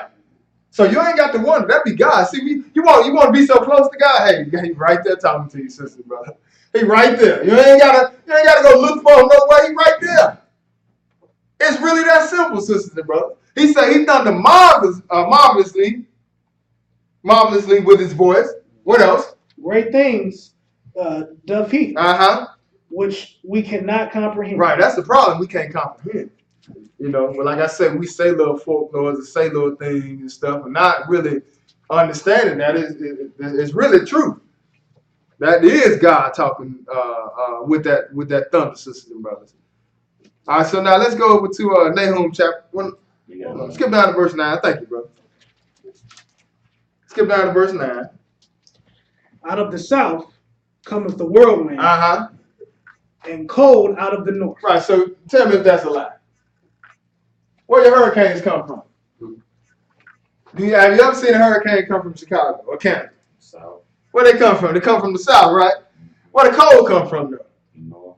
And that's what the Bible saying. He said, out of the south come the whirlwind, and cold out of the north. Now, this Bible been here a long time, sisters and brothers. It's been here a long time. Like, hey, before I was born, this book was here. When we die, this book is gonna still be here. So he's telling you here how it operates. You see that? That's why they call this what? They call this a hurricane season, right? And where the hurricanes coming from? We can't get no further south. I mean, we can go a little bit more south, but not really. You know what I'm saying? South America down there, that ain't too far south. They come from down that way, though. Africa, they come all the way across, and then what they do? They make their way on up. He said, out of the south come the whirlwind, and the cold out of the north. Go on and read verse 10, brother. Lost my look at the name. Job chapter 37, brother. By the breath of God, frost is given. By the breath of what? By the breath of God, frost is given. Right, so who gives frost, sister, brother? No. So, but when you see that frost outside, what are you looking at? The breath of God. You're looking at the breath of God. You're looking at the breath of God, right? That's what you're looking at, the breath of God, sister, brother. He said, by the breath of God, frost is given. And what else? And the breath of the water is straight. Straight. I just calm it down. Water, verse 11. Keep reading. Also by watering, he weathereth the thick cloud. Right. So by watering, he wearieth the thick cloud. In other words, by watering, he'll let the rain out of the thick cloud. You know, he called it weary because it's, at some point when, it got water inside the cloud. It's weary. It's ready to go ahead and let it out. He said, but by watering, he wearieth the thick cloud. What else? He scattereth his bright cloud. Now how that bright cloud move out the way. He scattered the bright cloud, but you see all this stuff happen. You see, matter of fact, you see bright clouds outside, you know it ain't gonna rain for the most part. It's gonna be nice and sunny outside. You see some bright clouds, but you see them dark clouds coming through. What happened to the bright clouds? Yeah. They scatter. They move on out the way, and then he finna go and let that water on up out of them dark clouds, sisters and brothers. But you seeing God, you seeing how He does things, sisters and brothers. He said also by watering, he wearied the thick cloud. He scattered his bright cloud. And what else? Verse 12. And it is turned round about by his counsel. What's turned round about by his counsel? Them clouds are turned round about by his counsel. He tells them clouds to start turning. Go ahead and read, brother. That they may do whatsoever he commandeth them upon the face of the world in the earth. That's right. So you see them tornadoes and stuff. People say, well, why God did this? Why God allowed them tornadoes to come? Now we see that he took them clouds and he turned them clouds around, right? This is what we read. Now, I ain't make this up, am I? We reading this together. He says, and what? He said, talking about the cloud, he said, it is turned round about by his counsels. Then it says that they may do whatsoever he command them upon the face of the world in the earth. So the Lord take them clouds, start spinning them clouds around, and he command them clouds to hit this earth. But let's see what it says though. Read verse 13. He casteth it because of it to come, whether for correction. Oh, so he'll cause them clouds to start spinning around, tornadoes, hurricane, whatever. He said what? He calls them to come for correction. See, I notice it every year, sisters and brothers. Every year, right after Easter, boy, the Lord send them tornadoes through the middle of the United States, boy. And I be thinking to myself, man, I see the people on the news crying and all mad about and sad about what happened. And I just say to myself, man, y'all sitting up and worshiping this false God. Every year, almost every year, never fails. Around what, April? Around April, them tornadoes start coming through the middle of the United States, man. But we want to, blame it on Mother Nature. No, I got news for you. This Mother Nature is called Jesus. That's who it is that's sending this stuff through here. He said he calls it to come for weather, calls it to come whether for correction or for his land or for mercy. Because on some he may have mercy, but some he sent for correction, sisters and brothers. All right, but now let's move a little further. Let's sit on that. Yep. Now let's go over to Nahum chapter 1. Still looking at these clouds. We ain't got to go too far to see God. You might have to go to your table of contents if you need to. What chapter is that? Nahum chapter 1. Yeah, what chapter is before? What book is before? The book that's before Nahum is Micah. But it should be 14, 16, I think. In yours. No,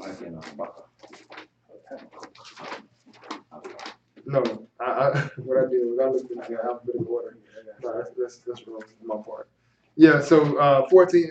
I know mine's 14, 16. But if y'all have to use the table of content, that's what it's for, man. We all learn. All right, Nahum chapter 1. Still looking at these clouds. Remember, he said he'll send them to the earth, use them for correction or for mercy. But Nahum chapter 1, let's look at the Lord. Go ahead and read verse 1, brother. Verse 2. God is jealous. And the Lord revengeth. Now keep that in mind, sister, brother. God don't like you serving all these other guys. It's just like a husband. You get into a relationship with a man and you go mess with somebody else. Hey, you gonna set that man on fire. But he get it from, he was created a certain way. Well, God the same way. Just like with a woman. You got a man, he mess with another woman. Hey, you gonna be mad about that. If you ain't something wrong.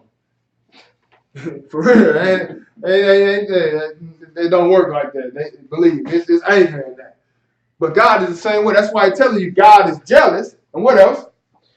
And the Lord revengeth. And the Lord, he gonna pay back. Keep reading. The Lord is revengeth and is furious. The Lord revenge and is furious. Keep reading. The Lord will take vengeance on his adversaries. And he reserveth wrath for his enemies. Right, because ultimately when it's all said and done, that's what he gonna do when he brings this destruction to the world. So he gonna get the world back for what they did to him when they killed him at Calvary on the cross. The world got to pay for that. That's why he said they're going to look upon me who they pierced. You see, so the Lord upset about that. Then he also mad about what they're doing to the children of Israel. All this killing that's going on, police is getting off and stuff. Hey, the Lord mad about that. Then how they taking the land of Israel and splitting it up between these people that call themselves Jews but ain't the Jews. Lord mad about that also. He tell you that. But he said he reserved his wrath for his enemies. Verse 3, read that, brother. The Lord is slow to anger. But at the same time, he's slow to anger. That's why he ain't really came back and did nothing yet. He giving man a chance to get themselves, in order. He said the Lord is slow to anger. What else? And great in power. And will not at all acquit the wicked. Right. So even though you may look at everybody else and say they're having a good time, like we keeping the Sabbath today, but for the most part, the world is out partying. It ain't that he ain't gonna pay him back. It just say what? He's slow to anger and great in power. But don't be deceived by that, because he say what? He will not at all to quit the wicked. They ain't getting away with it. What else, brother? Keep reading. The Lord have his way in the whirlwind. He say the Lord got his way in the whirlwind. He just give you an example on how the Lord will get him back. He said the Lord have his way in the whirlwind. Keep reading. And in the storm. And in the storm. Go ahead. And the clouds are the dust of his feet. Right, that's why I say, so you look at all these tornadoes and stuff that be coming through, that be God, sisters. But they ain't got to look no further. That's him right there. You want to see him? Check him out. Matter of fact, go look at some old YouTube video. You know, you will see God. He say what? He say, the Lord have his way in the whirlwind and in the storm, and the clouds are the dust of his feet. It's real simple, sisters and brothers. It ain't that hard to understand God. We just make it more than what it is. Let's go a little further. Let's go over to Genesis chapter 2. Now we're going to look at the makeup of this man, how we came into existence, sisters and brothers, and what happens to you when you sin against God. See if that still exists today, sisters and brothers. We almost done. We almost done. Genesis chapter 2.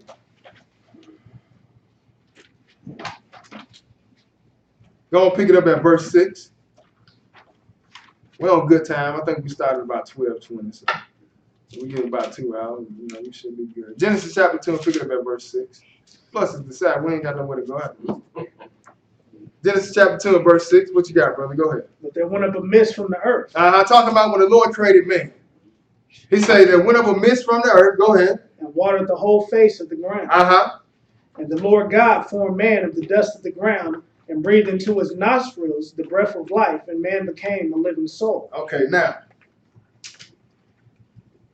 the Lord took, it said verse 6, but there went up a mist from the earth and watered the whole face of the ground, right? And the Lord God formed man of the dust of the ground, right? And breathed into his nostrils, and man became a living soul. So if you take the breath out of man, what is man? A dead soul. But what makes this man complete is the breath that you put inside man. If you remove this man's breath, he's going to die, sisters and brothers. All right? It's that simple. It's really that simple. That's how God did it. He took man from the dirt, dust of the ground, put him together like some clay, as clay in other words, and then he breathed into his nostrils the breath of life, and man became a living soul, right? So now, let's go a little further. Let's go into Job chapter 4.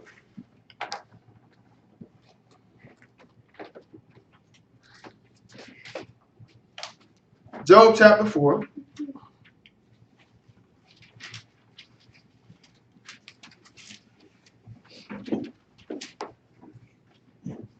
Job chapter 4, we're going to pick this up at verse 17. Because really, I mean, you know, we just clay sisters, bro. Showing you how the man came into his, breathed into his nostrils, breath of life, man became a living soul. But he told you what? There was water that, mist that watered the face of the ground. So the Lord took that mist, and he took that dirt and made this man, right? So let's see what the Bible considers this makeup. Job chapter 4, go and pick this up at verse 17. Read that, brother. Shall mortal man be more than God? And this is what, after Job was going through all that hell he was catching, the question is being asked, shall mortal man be more just than God? Keep reading. Shall a man be more pure than his maker? And this is what we got to understand. We man. God is our maker. Are we going to be more pure than our maker, sisters and brothers? But it's, conversation that's going on between him and his friends, sisters and brothers. And somebody got some sense in the conversation, asking, well, shall mortal man be more just than God? Even Job asking, hey, is mortal man going to be more just than God? Shall a man be more pure than his maker? Go on and read.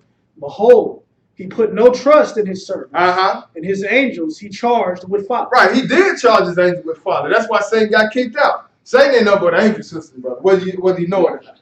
That serpent that talked to Eve in the garden, that was an angel that got cast out. He talked to Eve. He told Eve that you ain't gonna die. When you sit up and eat from the tree, in other words, it's okay for you to come talk to me. You ain't gonna die. The Lord told him, don't talk to me.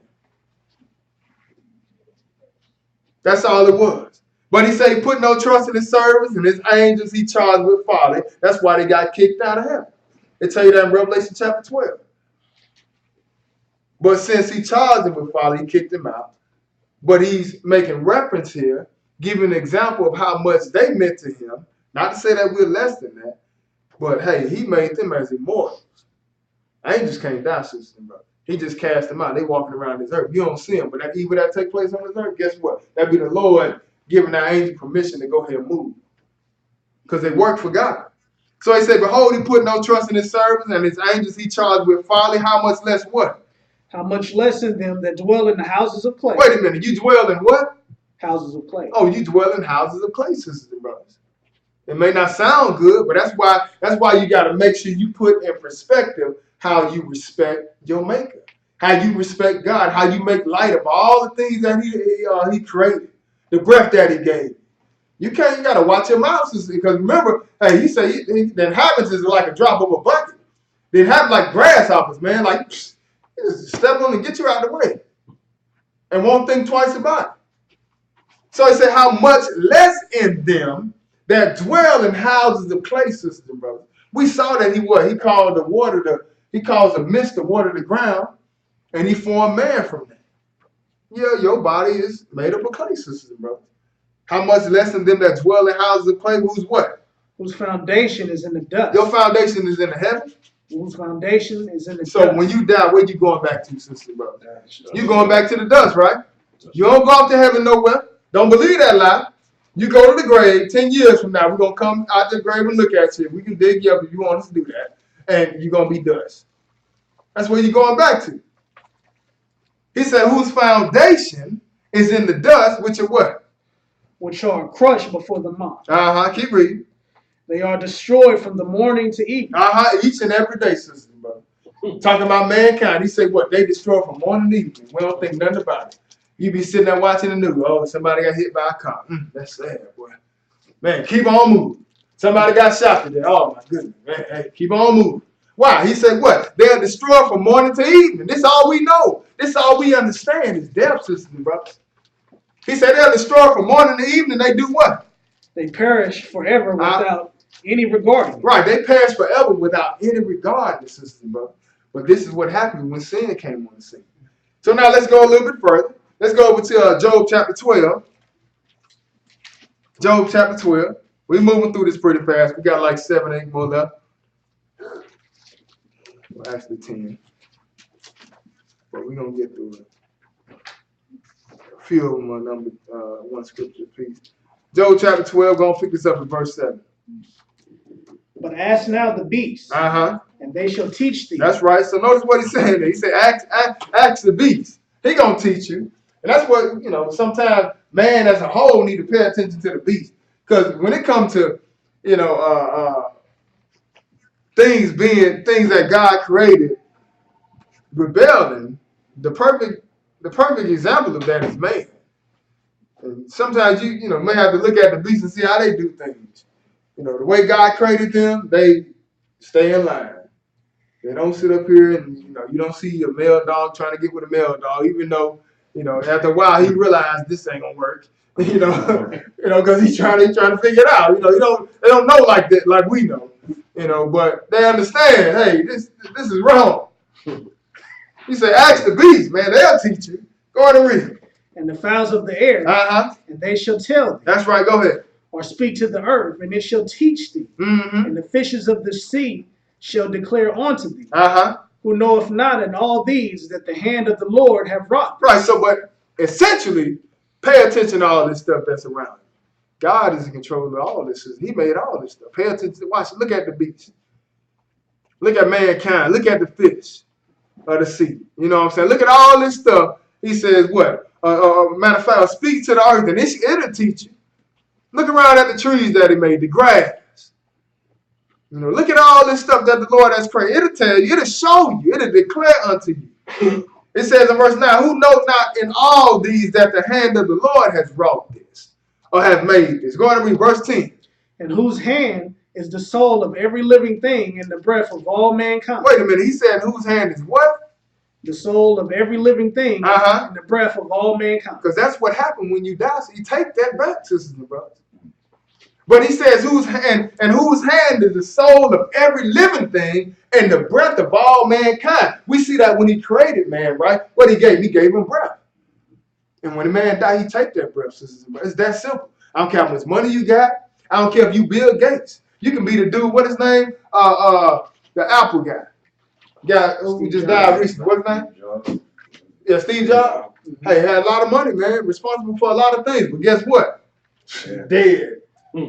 That money can't get you. I don't care how much Botox you get. I don't care what you try to do. You can't buy your breath, sisters and brothers. God got all that. That's why he's telling you here what? He said, in whose hand is the soul of every living thing and the breath of all mankind.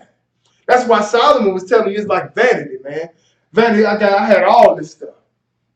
As far as the king is concerned, I saw the greatness of everything. But when it's all said and done, it was all vanity. Why? Because I'm going to die just like the poor man. All the wisdom I got, when it's all said and done, I'm still going to die, sisters and brothers. That's why it makes sense for you to get what you need right now in this life as far as understanding is concerned. Because what you do with this Bible and this understanding, this is what's going to get you up from that grave of everlasting life. See, people make light of the word. But you're going to have to answer for everything you've done in this life, sisters and brothers. But he said, what? Whose hand is the soul of every living thing and the breath of all mankind. All right, now let's go on to James chapter 4. But we don't need to go there. You can do that for your homework. James chapter 4, verse 13 through 15. Just show you how man is a vapor that appear for a little time and then vanish. It seemed like 70 years is long. It seemed like 80 years is long. No, man, it's like, hey, I remember I was in grade school. I remember I was a little boy getting my butt whooped by my father. And I thought, I can't wait till I get old enough to get out of here. Now, I'm 42 years old, man. I think, where in the world did the time go? You know, it's just flying now. Because that's how it is with life. You here for a minute, next thing you gone, man. But see, to God, that's nothing because God is eternal. Time don't exist with God. That's why you look at Genesis chapter 1, where it tells you in the beginning he made this and made that. He didn't make them in 24-hour days. That's what people think. No, a day to the Lord is 1,000 years. And 1,000 years is one day. So when he created everything in 7 days, those were 7,000 years, sisters and brothers. It'll tell you that. It wasn't 7 literal days, sisters and brothers. See, God don't deal with time. 1,000 years to the Lord, that's one day. That's nothing to God, sisters and brothers. So 80 years, 70 years, 80 years, that's just like seconds to God. But to us, we think it's a long time. But that's what James is telling you about. He letting you know over there when you, like I say, for your homework, just showing you that life, hey, it's just like a vapor. It's here 1 minute, you go into the bathroom, you take a shower, get out, you see the vapors on the window. On the mirror. And you wait like 10, 15 minutes later, that vapor gone. They done clear it up. But that's how man life is, sisters and brothers. It's that quick. That's why you better get into the word, get understanding on this gospel now, sister, because you never know when it's going to be over with. It's just like you appear for a little time and then you vanish. But Job chapter 34, pick it up at verse 15. Job 34. Yeah, I said don't worry about James. Job 34. That's gonna be your homework. Y'all can check that out, read that on your own. That James 4, 13 through 15. But Job 34 verse 15.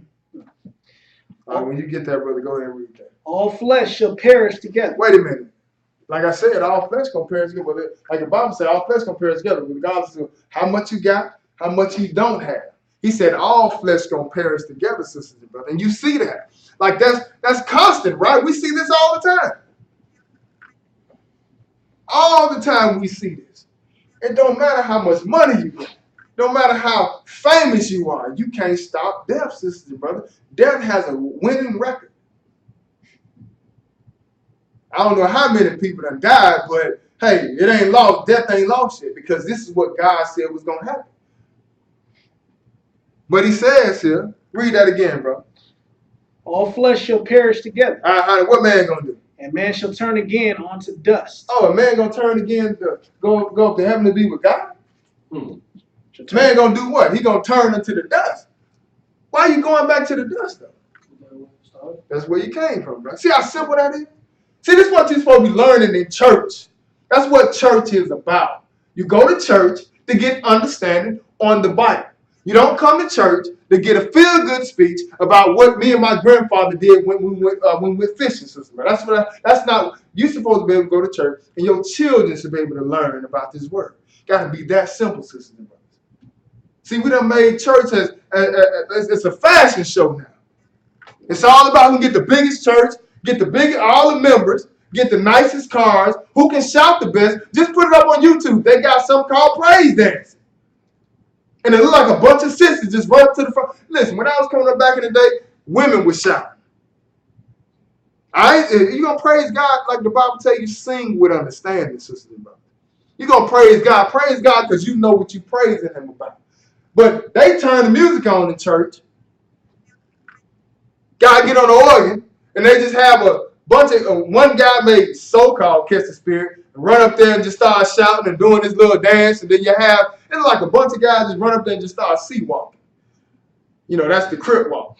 But the only difference with them, they got a little sugar in their tank. They got a little twist to them.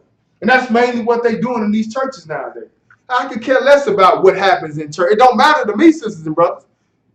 But I'm just letting you know that's not what church is about.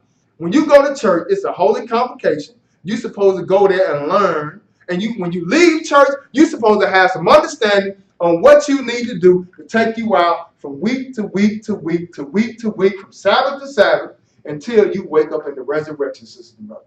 That's what this is all about. That's why when the brother answered the question, it's that simple, right? You see that every day. We see that when you go to funerals, sisters and brothers, you go where? You go out to the graveyard. We don't go meet off in heaven somewhere and say, "Oh, watch grandma go up." No, we don't. What that preacher do, I don't care how nice he try to make it seem, they still roll her down inside that thing in the ground. And you may not be there to watch it, but they got this little cloth that's sitting over to the side. And when you leave, they take that dirt and they put that dirt on top of her, and they take that cloth and cover her up, sister. That's real simple. You seeing what God said come to pass. We don't got to go nowhere else. It's right here in front of us. So he said what? All flesh shall perish together, and man shall turn again unto dust, right? Now go to Psalm chapter 22. Psalm chapter 22.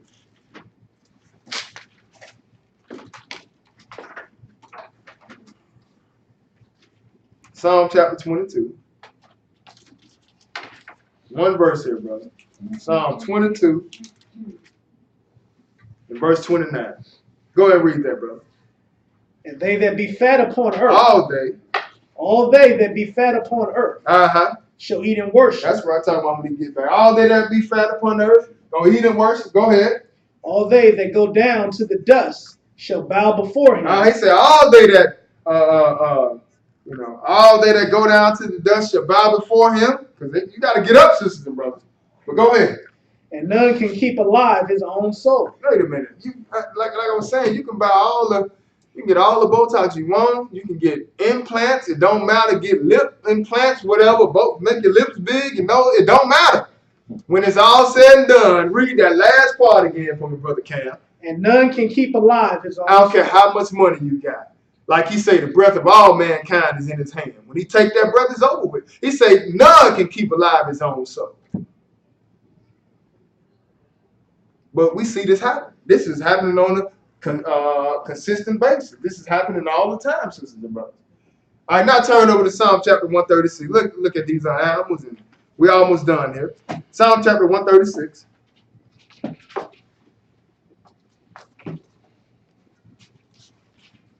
Two verses here. Psalm chapter 136.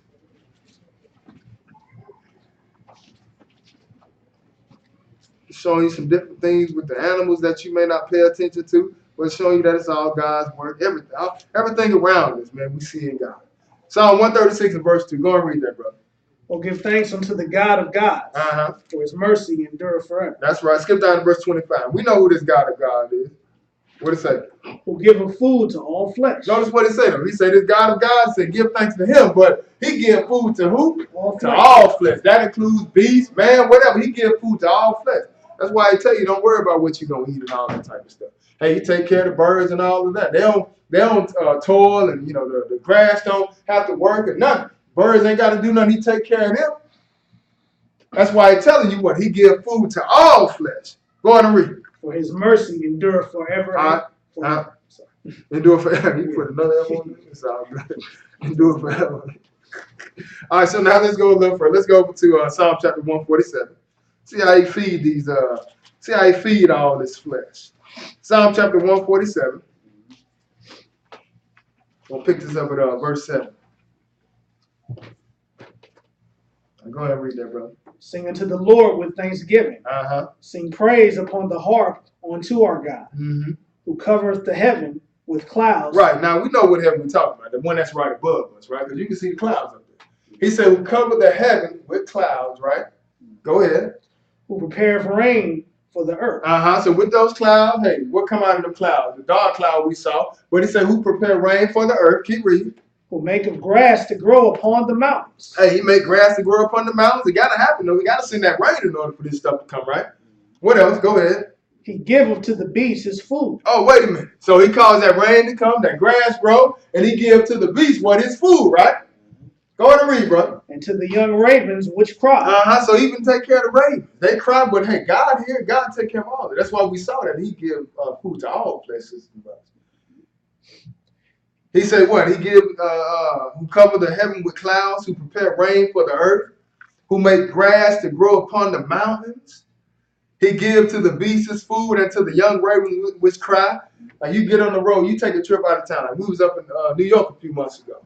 You know, we ride up and down the highways and stuff. You see, you ain't even got to go up there, but you can go out in the country. You'll see how the animals out there, they eat. The cows, they eat the grass. You know what I'm saying? Different animals, they eat the sheep and lambs and all that. They eat grass and stuff like that. But God prepared that. God make all that stuff for them. That's why he's telling you, he prepared food for all flesh. But he said, prepare rain for the earth, who made grass to grow upon the mountains. He give to the beasts his food and to the young ravens which cry. But those are simple things that you can see God's hand in, sisters and brothers. The birds. Get up in the morning, you know, especially after somebody got some grass freshly cut. You see them birds coming out there eating. I be wondering, what are they picking up? But they be out there eating them. I be God taking care of them, sisters and brothers. Where we at? 10. All right, now going to Psalm 104. Psalm 104, moving through it. Psalm 104, we're going to pick this up at verse 13. Psalm 104 and verse 13. Go ahead and read that, brother. He watereth the hills from his chambers. Notice what it says. He say, still talking about the Lord. He say he watered the hills from his chambers, right? Keep reading. The earth is satisfied with the fruit of thy work. The earth is satisfied. That's why we, people say, this rain is too much. Listen, if you don't get no rain, you know what else you don't get? Say it louder. You don't get no food. But as long as the Lord sends that rain, that's barely going to be satisfied. He said what? He said he watered the hills from his chambers. The earth is satisfied with the fruit of thy works. What else he do? Verse 14. He causeth the grass to grow for the cattle. Oh, see, I don't need no science. God do it. He said he caused the grass to grow for the cattle. All you got to do is go right around through the country. You'll see it. And it don't be lacking grass, sister, brother. It'd be a lot of grass out there. He said he caused the grass to grow for the cattle. And what else? And herb for the service of man. Keep reading. And he may bring forth food out of the earth. Right, so God got it all, sisters and brothers. What else he do? Verse 15. And wine that maketh glad the heart of man. That's right. That's why every night I give me something to drink, boy. He said what? And wine that make glad the heart of man. Because, hey, you can have trouble. You can be mad. Your life can just be going through hell right now. Go get you some wine, boy. You're going to feel a little better. They tell you that in Proverbs. For that moment, you feel like all your troubles have gone away. Hey, but God do that though, right? He's saying wine that make glad the heart of man. God provide all of that, sisters and brothers. Keep reading. What else? And oil to make his face to shine. Go ahead. And bread which strengtheneth man's heart. Right, so hey, if you ain't got no food in your stomach, you feel a little tired, don't you? You eat something, you feel good, boy. You ready to go throughout the day. But this is all God says. He said provide for all flesh. But you seeing how he get down. It's real simple. He said make wine that make glad the heart of man, in order to make his face to shine, and bread which strengthen man's heart. What else? Where we at? That's it on that? Yeah, that's it. Go to Job chapter 39. Job chapter 39.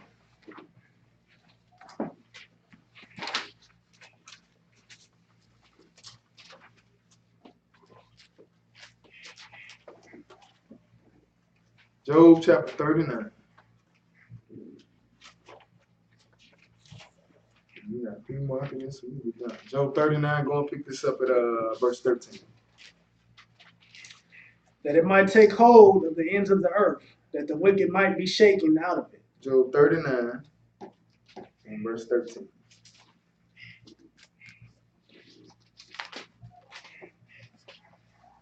And this is, this is the Lord now talking back to Job, asking Job, in other words, who can do this? Job, you think the situation Job was going through, and he did start questioning, not in a disrespectful manner, but the Lord did check him and put him in his place. But he was catching hell, man. You lose everything, lose your family, lose your kids, and then your wife tell you to curse God and die.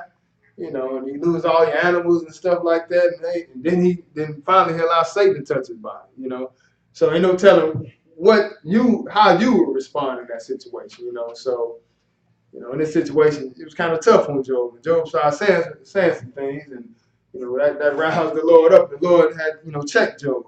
But notice what he's gonna ask. Go ahead and read 39 verse 13. Keep reading. Go ahead and read that. Gavest thou the goodly wings unto the peacocks, or wings and feathers unto the ostrich? Right. So this is what the Lord is saying to Job. He said, did you give the goodly wings unto the peacocks? He said, what are wings and feathers unto the ostrich? But this is the Lord, man. The Lord is the one who made all this stuff. Jesus is the one that created everything, sisters and brothers. So he pulling out his resume on Job. Go ahead and read, brother. Which leaveth her eggs. Talking about the ostrich, which do what? Which leaveth her eggs in the earth, and warmeth them in the dust. That's right. So hey, he said, are you, did you create this the peacock or the wings and feathers unto the ostrich, which leave her eggs in the earth and warm them in the dust? The ostrich, she go drop her eggs in the earth. And what else? Go ahead and read.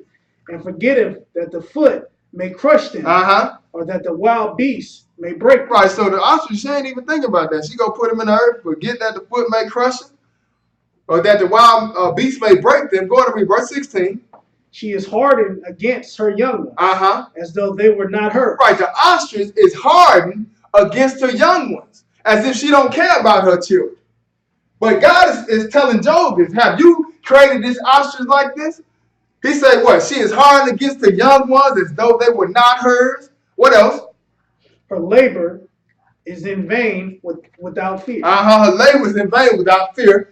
Even though her work and trying to take care of her little eggs or whatever, her offspring. It say what? Her labor is in vain without fear. She working, but she don't care what happens to her. Why though? Verse 17. Because God have deprived her of wisdom. Because God has taken the wisdom of an ostrich. He said because God has deprived her of wisdom. Go ahead and read. Neither have he imparted to her understanding. Right, so he's telling you about, he's showing you, he getting into the depths of what he does. So all you gotta do is study an ostrich. And see that the ostrich go out there, put her eggs inside the ground and walk away and leave them. And then if you see that, you would know, hey man, God did that. He telling Job, have you done this? I've deprived that ostrich of her wisdom. That her work is vain. And she don't even know it. She don't even care about it. Skip down to verse 26 and read that. Doth the hawk fly by thy wisdom, and stretch her wings toward the south? Right, so it said that the hawk fly by your wisdom, Job? Or am I the one that make her do that? Does the hawk fly by thy wisdom and stretch her wings toward the south? Go ahead and read. Does the eagle mount up at thy command? We always talk about how eagle mount, right? But he say, is it by your command, Job? Or do I command it to move? You ever see it? Check out the eagle. He always up high looking down. But it's at God's command. He said, does the eagle mount up at thy command and make her nest on high? Verse 28. She dwelleth and abideth on the rock, upon the crag of the rock, and the strong place. That's right. Keep reading. That's why she always up on high, sisters and brothers. She's always up high. They barely in trees, but when they get up there, they up high. They always like scoping from up high. Go ahead and read verse 29. From thence she seeketh the prey. Right, y'all see that today, right? From thence they seek prey. They always up high, they look down, they come down, and what? They swoop down and get their prey. What was that a few years ago? It might have been in the eagle family. But y'all remember about that little boy walking through the park? Y'all saw that big old eagle come down? Or that hawk, or whatever it was. That thing came, y'all never saw it? You saw it? Pick him up. Yeah, man, he picked up, he picked him up. He came down and grabbed that little baby and flew back 10 feet and dropped it. But he came from on high. It wasn't like he was just on the ground, just got a running start. No, he was up on high and he came down, just like the Bible is saying.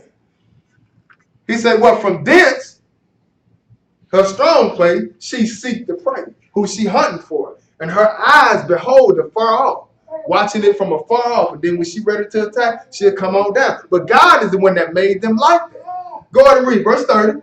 Her young ones also suck up blood. Young ones do the same thing. Keep reading. And where the slain are, there is sheep. Right. You look at even the vulture in the vulture family.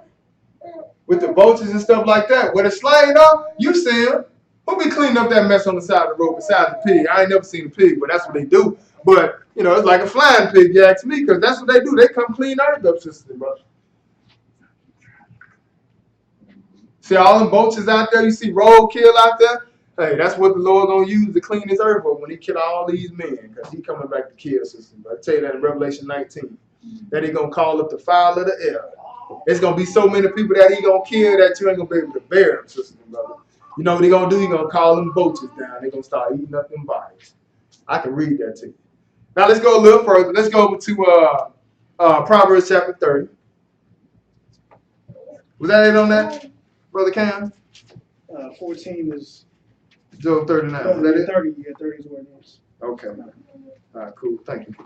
Let's go over to Proverbs chapter 30.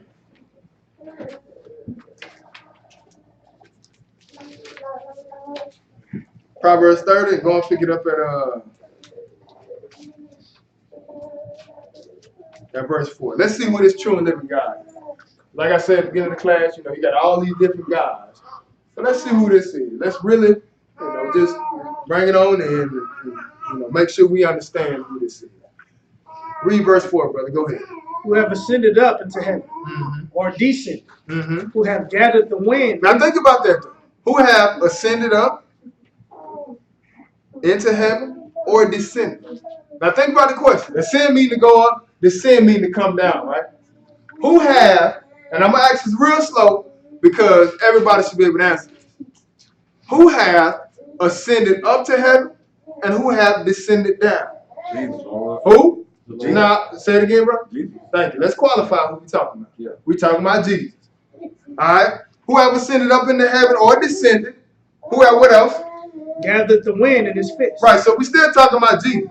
He said he gathered, who have gathered the wind in his fist. What else? Who have bound the waters in a garment. Right. Who have bound the waters? And who done all this stuff we read about today? That's Jesus, sisters and brothers. Who have bound the waters in the garment? What else? Who have established all the ends of the earth. Keep reading. What is his name? What is his name? Go ahead and read. And what is his son's name? If thou canst tell. Right. So when you go back to the beginning, sisters and brothers, you got the Father saying, let us make man. And guess what? His son actually went on to make it. See, he didn't become the son until he came in the flesh. That's why when he came in the flesh, he said, I come in my Father's name. But it also tells you that, it also tells you in Galatians, I believe, that he found it not robbery. No, it wasn't not Galatians. I think it's Philippians. That he found it not robbery to be equal with God. Why? Because he was a God. So he was the God in the beginning with the Father. All right, so this is why it's telling you what is his name and what is his son's name, if thou can tell. But this was done by them. One said, let's do this. Other one went on and made it happen. Jesus is the son is the one that made all this stuff happen, sisters and brothers. All right, so now let's go over to Jeremiah chapter 10. And this right here is the famous scripture, you know, among Israel. You know, we first come into the word of God. You know, the first thing we learn about is Jeremiah chapter 10. The funny thing about this is that, you know, this ain't how I found out about Jeremiah 10 being Israelite. I found out about Jeremiah chapter 10. You know, my wife, you know, different nationality, happened to hear Farrakhan one day say Jeremiah chapter 10 tell you about not bringing Christmas trees in the house. And she said, you know, we ain't supposed to be celebrating Christmas. I said, why? And she wasn't, you know, studying Farrakhan. We were just leaving world changes. We were leaving crippled, you know, because we had spent some time before the world changes. So, you know, at this time, we found out he was a crook, you know, deceiving the people. So we had been at home. We didn't know what to do. And she saw Jeremiah chapter 10. She heard him say, I think YouTube was just starting to blaze around 2009, 2010. I think, she saw something about Jeremiah chapter 10 coming out of Farrakhan's mouth. So she said, Jeremiah chapter 10 say we ain't supposed to bring a tree in our house and deck it in silver and gold. I was like, no, let me see that. And I opened it up and saw that, and I said, wow, man, we ain't supposed to be doing Christmas. So that's how we end up finding out about Jeremiah chapter 10, 1 through 5. But most people that when they come into the truth, man, that's almost a staple right there, boy. Jeremiah chapter 10, because that's one of the things you have to give up is Christmas. You can't deal with that no more. It's pagan worship. It ain't got nothing to do with Jesus at all. They can't read nothing. Matter of fact, the Bible tells you, Jeremiah chapter 10, don't bring no tree in your house decking in silver and gold. Like, that's clear as day. That's what you do with that tree. Back in the day, they would take the tree, like I tell you here. They go out to the woods and cut it down, bring it in their house, and make it upright and deck it in silver and gold, and they worship this tree. And the Lord was upset about that, but He told the Israelites, don't do that. But that's what that's about. You read Jeremiah 10, 1 through 5 on your own. But like I said, that's a very important scripture. A lot of people wake up and see that, and it blow their mind. But skip down to verse 10. This is what we're looking at. Just trying to find out about this God. Because regardless of all these different gods that we worship or that the world is worshiping, it's only one true and living God that's alive, sister. All these other gods don't exist. They're not real. But it's only one true and living God that created all this stuff, sister. Like worshiping on Sunday tomorrow, that's worshiping the sun God. That's why it's called Sun Day. It's the day of the sun God.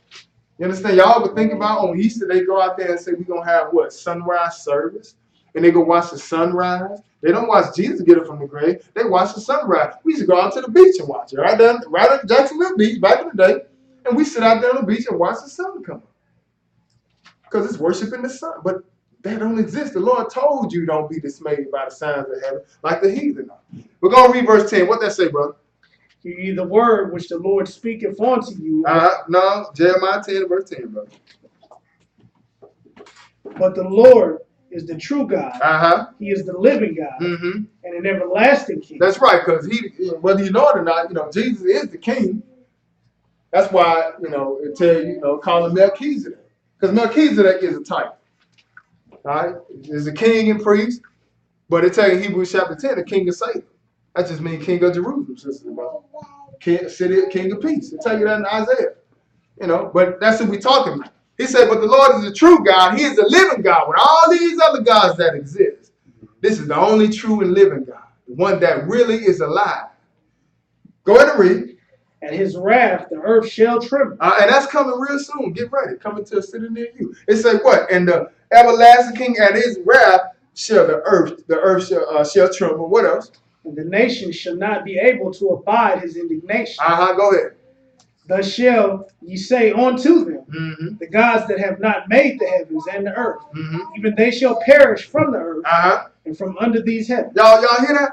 He say, thus shall ye say unto them, the gods that have not made the heavens and the earth, even they shall perish from the earth and from under these heavens. Now we got that other heaven again now.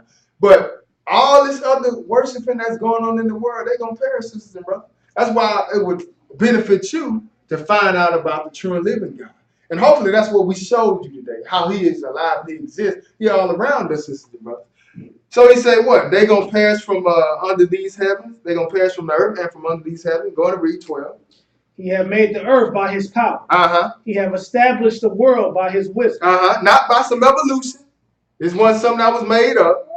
All right, this was carefully thought out. He said what? He have made the earth by his power. He have established the world by his wisdom.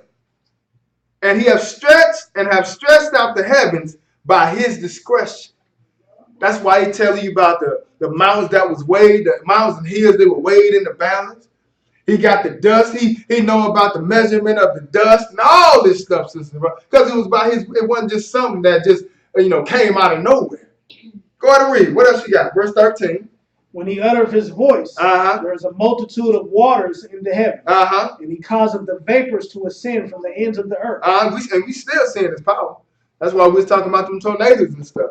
But he said when he uttered his voice, there's a multitude of waters in the heaven. When he started talking now, there's a multitude of waters in the heavens. And he caused the vapors to ascend from the ends of the earth. What else? He maketh lightnings with rain. Right, they go hand in hand for the most part. Sometimes it may not be a thunderstorm, but for the most part, you might see some lightning coming with that rain.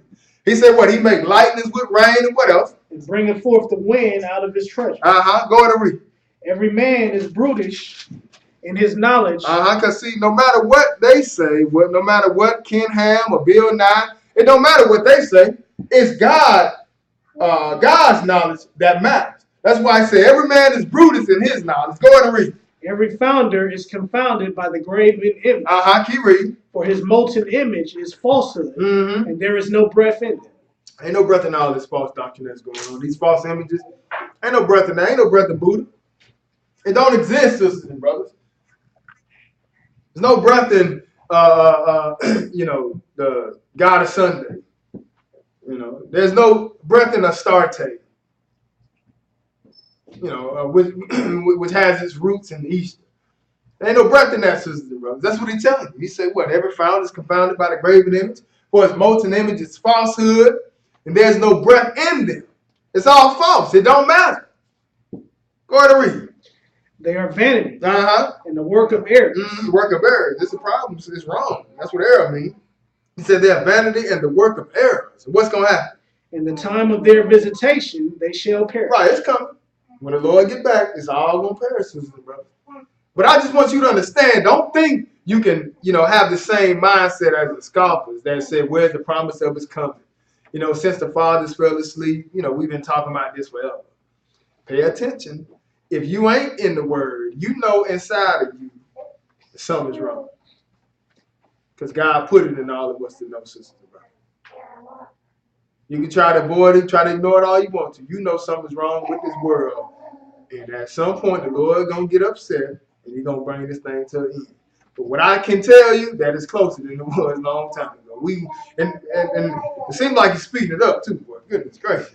Time is flying so fast. I ain't never seen nothing like this. But anyway, he said they are abandoned in the work of errors. In the time of their visitation, they shall perish. Talking about all these false gods. They're going to perish. But when it comes to Israel and their God, what did he say? Verse 16. The portion of Jacob is not like that. Right, because we serve the true and living God. Dealing with the Sabbath day, the feast days, and keeping the commandments, that come from the true and living God, sisters and brothers. That don't come from a false God. He said the portion of Jacob is not like them, not like those other gods that's going to perish and they ain't got no breath in them and they vanity. Hey, he said the portion of Jacob is not like them for what? For he is the former of all things. That's right. So everything that exists now, hey, he was before all of that. He said, for he is the former of all things, and what else? And Israel is the rod of his inheritance. Keep reading. The Lord of hosts is his name. All right, now going to 1 Timothy chapter 3, this 6, this is last place. 1 Timothy chapter 6. You got those announcements, Brother Josh? Pass those up before you, please. Those announcements. All right. Yes. Okay. All right, 1 Timothy chapter 6.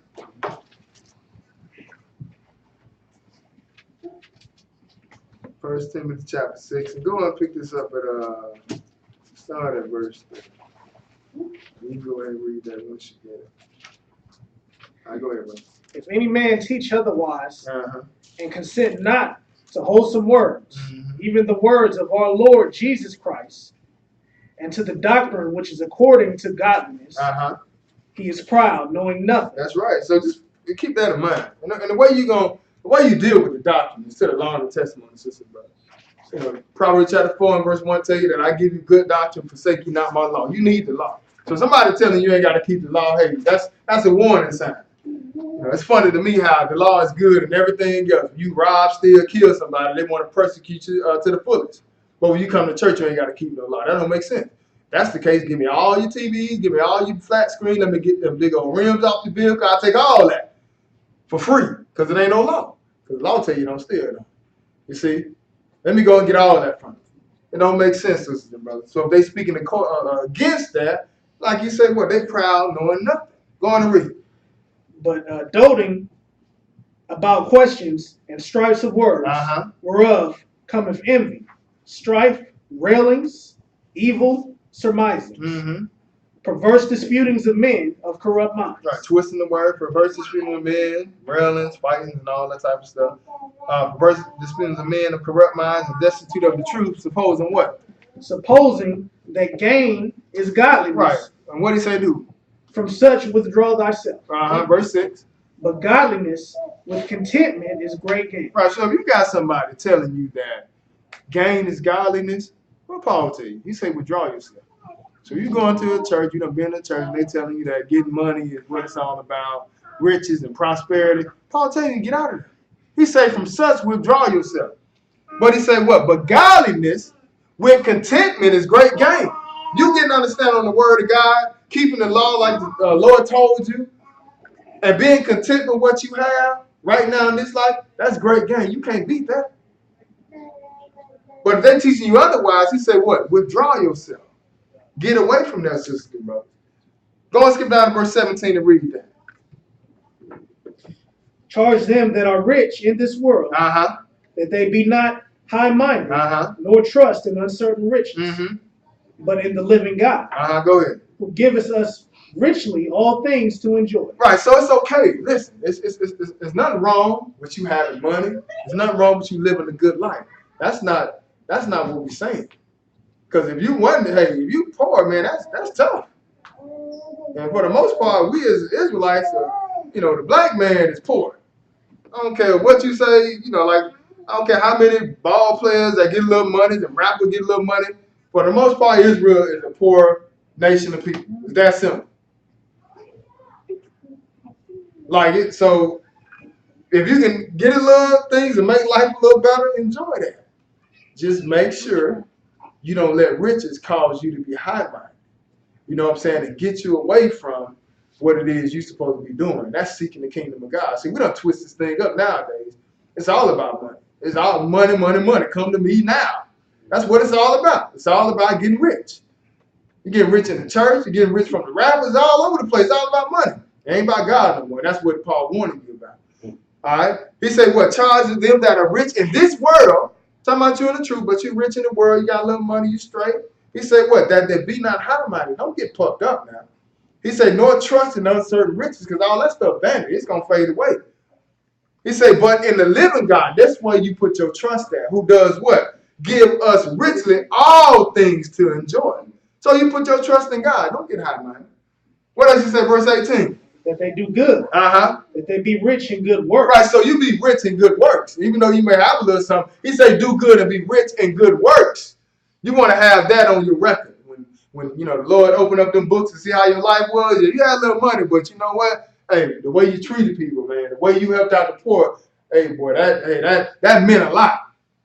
God saw that. He said be rich in good works, ready to do what? Ready to distribute. Ready to distribute. Keep reading. Willing to communicate. Willing to communicate. Doing what? Verse 19. Laying up in store for themselves a good foundation against the time to come. That's right. So that's what you're doing. In this life, you taking care of the poor, you helping people. You laying up in store for yourself a good foundation against the time to come. Because all this stuff going to perish, sisters and brothers.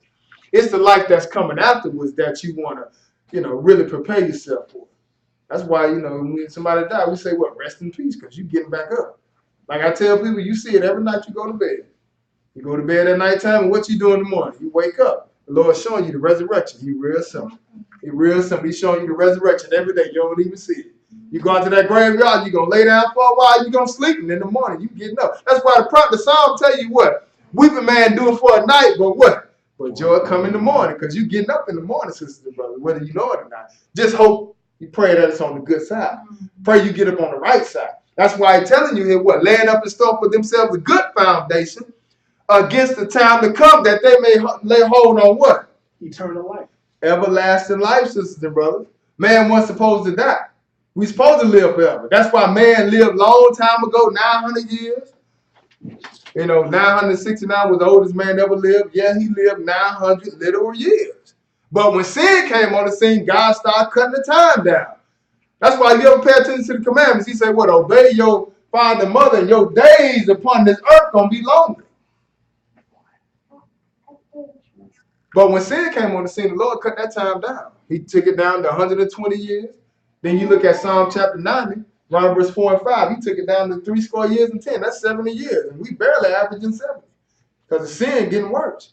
But like I keep saying, what you do in this life right now, you reserving yourself a good foundation for the life to come. You want to lay hold on eternal life. But as you do that, do what? Verse 20. This is what he's telling what Paul is writing to Timothy. What did he say? Verse 20. O Timothy, keep that which is committed to thy trust. Right, so he's telling him to keep that because, hey, Timothy was running the church that was set up by Paul. He said, keep that which is committed to thy trust and do what? Avoiding profane and vain babblings. Right, so avoid profane things that go against the doctrine. And vain babblings, people, that's what you deal with in the church. A lot of vain babblings. People come with all these different doctrines, just like this scientific stuff.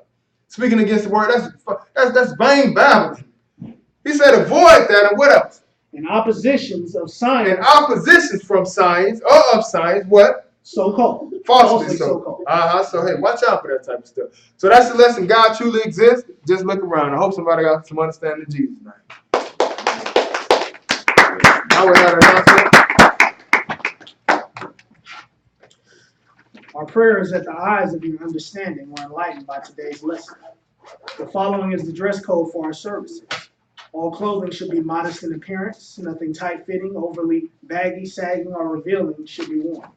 Men are to remove hats and all head coverings, and women should wear a head covering such as a hat or scarf, according to 1 Corinthians 11, verses 1 through 7. If your child becomes noisy during the lesson, distracting other members, please remove him or her to the lobby area. Any tithes in our free will offering should be put in the offering envelope and placed in the offering box near the podium. Please tune into Thy Kingdom Come television program, which airs in various locations. If you feel you are ready to be baptized, please sign the baptismal lists at the podium or speak with Brother Nate. Or Brother Or Jediah. Brother Jediah. Yeah, he'd be myself, Brother Jediah. Also join us for question and answer Bible study in about an hour from now, and every Wednesday at 8 p.m. Eastern Standard Time. via We got a live new stream. conference. We got a new conference number, so you gotta read that. I gotta give it out. What else is on there? Watch it. No, we can't. Yeah, we gotta change it up. DVDs. So, yeah, you can read that. We're gonna get that soon. Read that part. DVDs and CDs of the lessons are available. Please place your order in the offering box along with your donation and pick up your DVD or CD at the podium next Sabbath. Pray for our strength as we pray for you into the next Sabbath. Peace. Right. So, please. So we got mainly the classes. We got them online here in Atlanta. Also, so if y'all ever want them, Nate will probably make them up in Atlanta. You can bring them down. It's on the house. Just request it. Don't even worry about that. We're just trying to get y'all on board. So with that being said, we're gonna go and close out. Good to see a couple new faces in here. That's definitely a blessing. And then after we just hang out for a little while before we head out, man. Definitely good to be back in Jacksonville again. So let's go and close out and get some meat. I'll pass out. Our Father which art in heaven, Our Father which art in heaven, hallowed be thy name. hallowed be thy name. Thy kingdom come. Thy kingdom come. Thy will be done in earth. Thy will be done in earth as it is in heaven. as it is in heaven. Give us this day our daily bread. Give us this day our daily bread, And forgive us our debts. and forgive us our debts, As we forgive our debtors. as we forgive our debtors. And lead us not into temptation. And lead us not into temptation, But deliver us from evil. but deliver us from evil. For thine is the kingdom. For thine is the kingdom, And the power. and the power, And the glory. and the glory, Forever. forever. Praise the Lord. Praise the Lord. For he is good. For he is good, And his mercy endures forever. and his mercy endures forever. Praise the Lord God of Israel. Praise the Lord God of Israel. For he is good. For he is good, And his mercy endures forever. and his mercy endures forever. In Jesus' name we pray. In Jesus' name we pray. The Holy One of Israel. The Holy One of Israel, The King of Kings. the King of kings, And the Lord of Lords. and Lord of lords, One true God. one true God, And there is no other. and there is no other. Amen. Amen. The Lord bless thee and keep thee. The Lord bless thee and keep thee. The Lord make his face shine upon thee The Lord make his face shine upon thee, and be gracious unto thee. and be gracious unto thee. The Lord lift up his countenance upon thee The Lord lift up his countenance upon thee, and give thee peace. and give thee peace. They shall put my name upon the children of Israel, And they shall put my name upon the children of Israel, and I will bless them. and I will bless them. Hallelujah! Hallelujah. Hallelujah! Hallelujah. Hallelujah! Hallelujah. Hallelujah! Hallelujah. In Jesus' name. In Jesus' name. Amen. Amen. Josh,